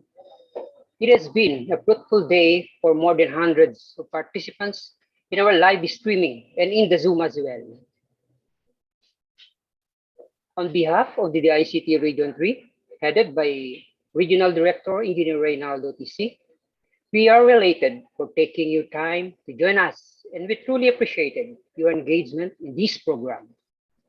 We hope that in this 3-hour discussion, you have learned the essential to-dos that you may bring to your current and future internship field and as you enroll yourself in the professional world. The internship would be your first practical professional learning experience in your chosen field. Getting equipped and acing this kick-off experience would be your leverage in your future career choices and professional mind setting. Moreover, considering the upscaling in the information and communication technology world and the constant upgrades of the programming industry, it is crucial to be proficient enough, and the ICT Proficiency Certification exam would indeed take you to the next level of your career. Getting certified and said proficient would have opportunities directly knock on your door or would put you on a higher level and steps. Getting this certification would be helpful in any ICT field you would be taking, may it be in a private corporation or in being a public servant. Also, this webinar would never be successful without the support and productive collaboration with the Bulacan State University Bustos Campus, particularly the College of Information Technology and Engineering and its organization ICPEP.ca. organization led by Engineer Wendy E. Olerio, the organization advisor, and also Mr. Alan Guadario, the ISPEP.SAFE president. We truly appreciate your unwavering support in the DICT webinars and training. This is also to appreciate the resource speakers, our very own DICT Region III ILCDB team, particularly Engineer Joann Cortez, the Project Focal, Ms. Ofelia Boral, the Training Specialist, and Mr. Reymark De Castro, the Planning Officer, for sharing their knowledge and expertise in today's discussion. Together with the TechforEd team headed by Ms. Roma Hermenegildo, the Project Focal, and her efficient and responsible team members for successfully organizing this kind of discussion, which is timely and accurate for the young students thriving in being a part of the real-life working environment. To all the webinar attendees, should you have more concerns or suggestions, you may send us a message or connect with our project focal persons and provincial officers. Moreover, you may follow our social media sites for more free training and webinars, and you can join in order to be a more equipped digital citizen.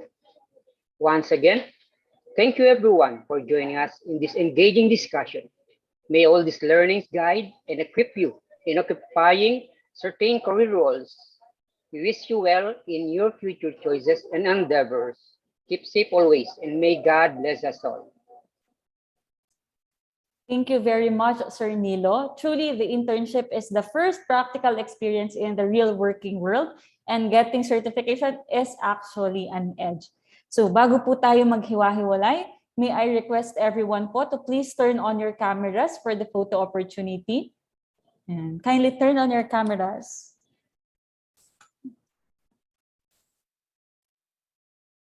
Ayan. Our dear participants, please turn on your cameras.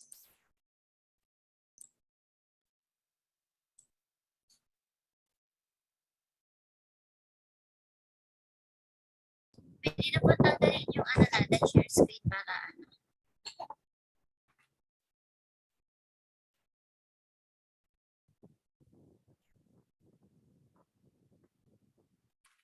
Sir Don, ikaw na po magpo-picture. Ikaw na mag-screenshot. Sige po, ma'am. 5 lang naman po ito. 5. So, sige po. First page po. 1, 2. Smile ka. Yeah. Po. Wait lang po. Page 2 po.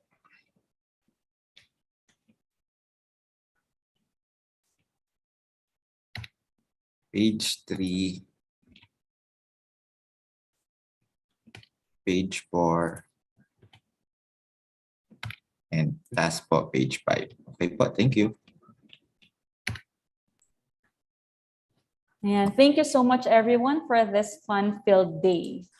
And I hope that we were able to help you see the real-life working environment.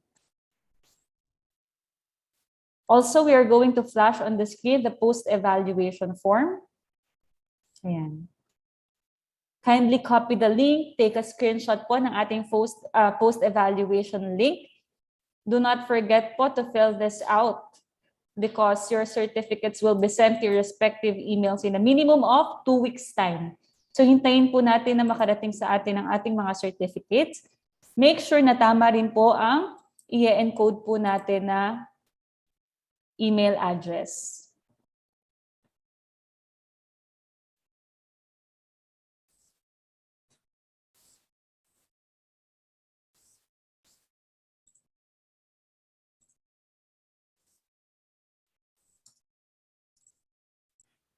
Ayan. So thank you so much again, everyone, for attending this webinar. Again, I am Sis Aina S. De Leon. Thank you and enjoy the rest of the day po. Thanks, everyone. Thank you, teammates. And congrats to everyone. Paki-post po ulit yung post-evaluation. Pakilagay po muna ulit. Thank you po.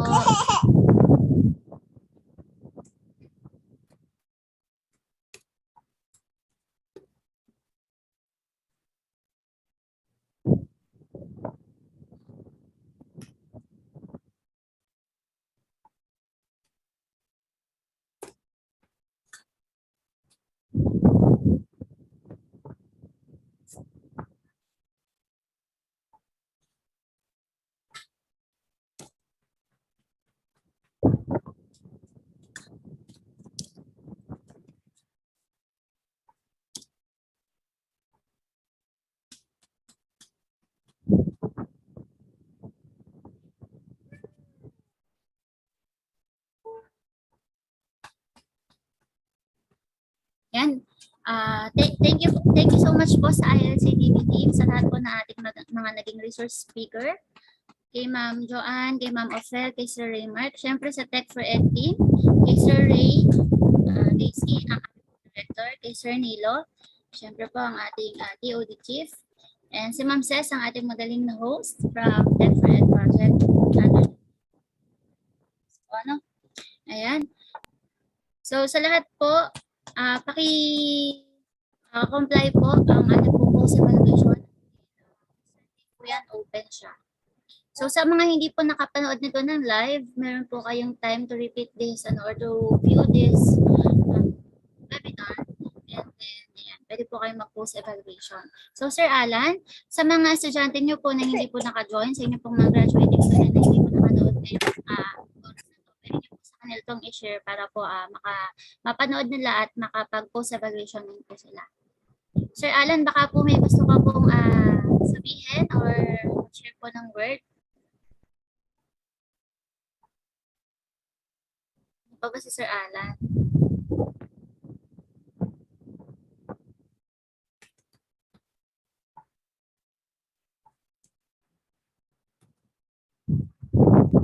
Okay, siguro wala na sila. Okay, so yun lang po. Thank you po ulit.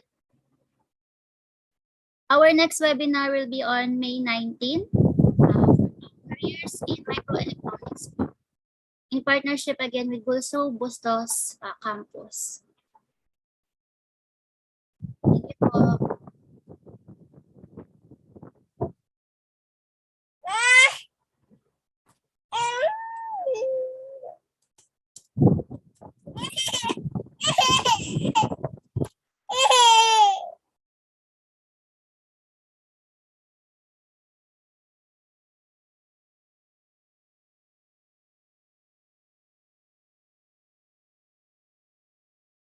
Ma'am Roma, mali po yung pinupost niyong link sa chat box.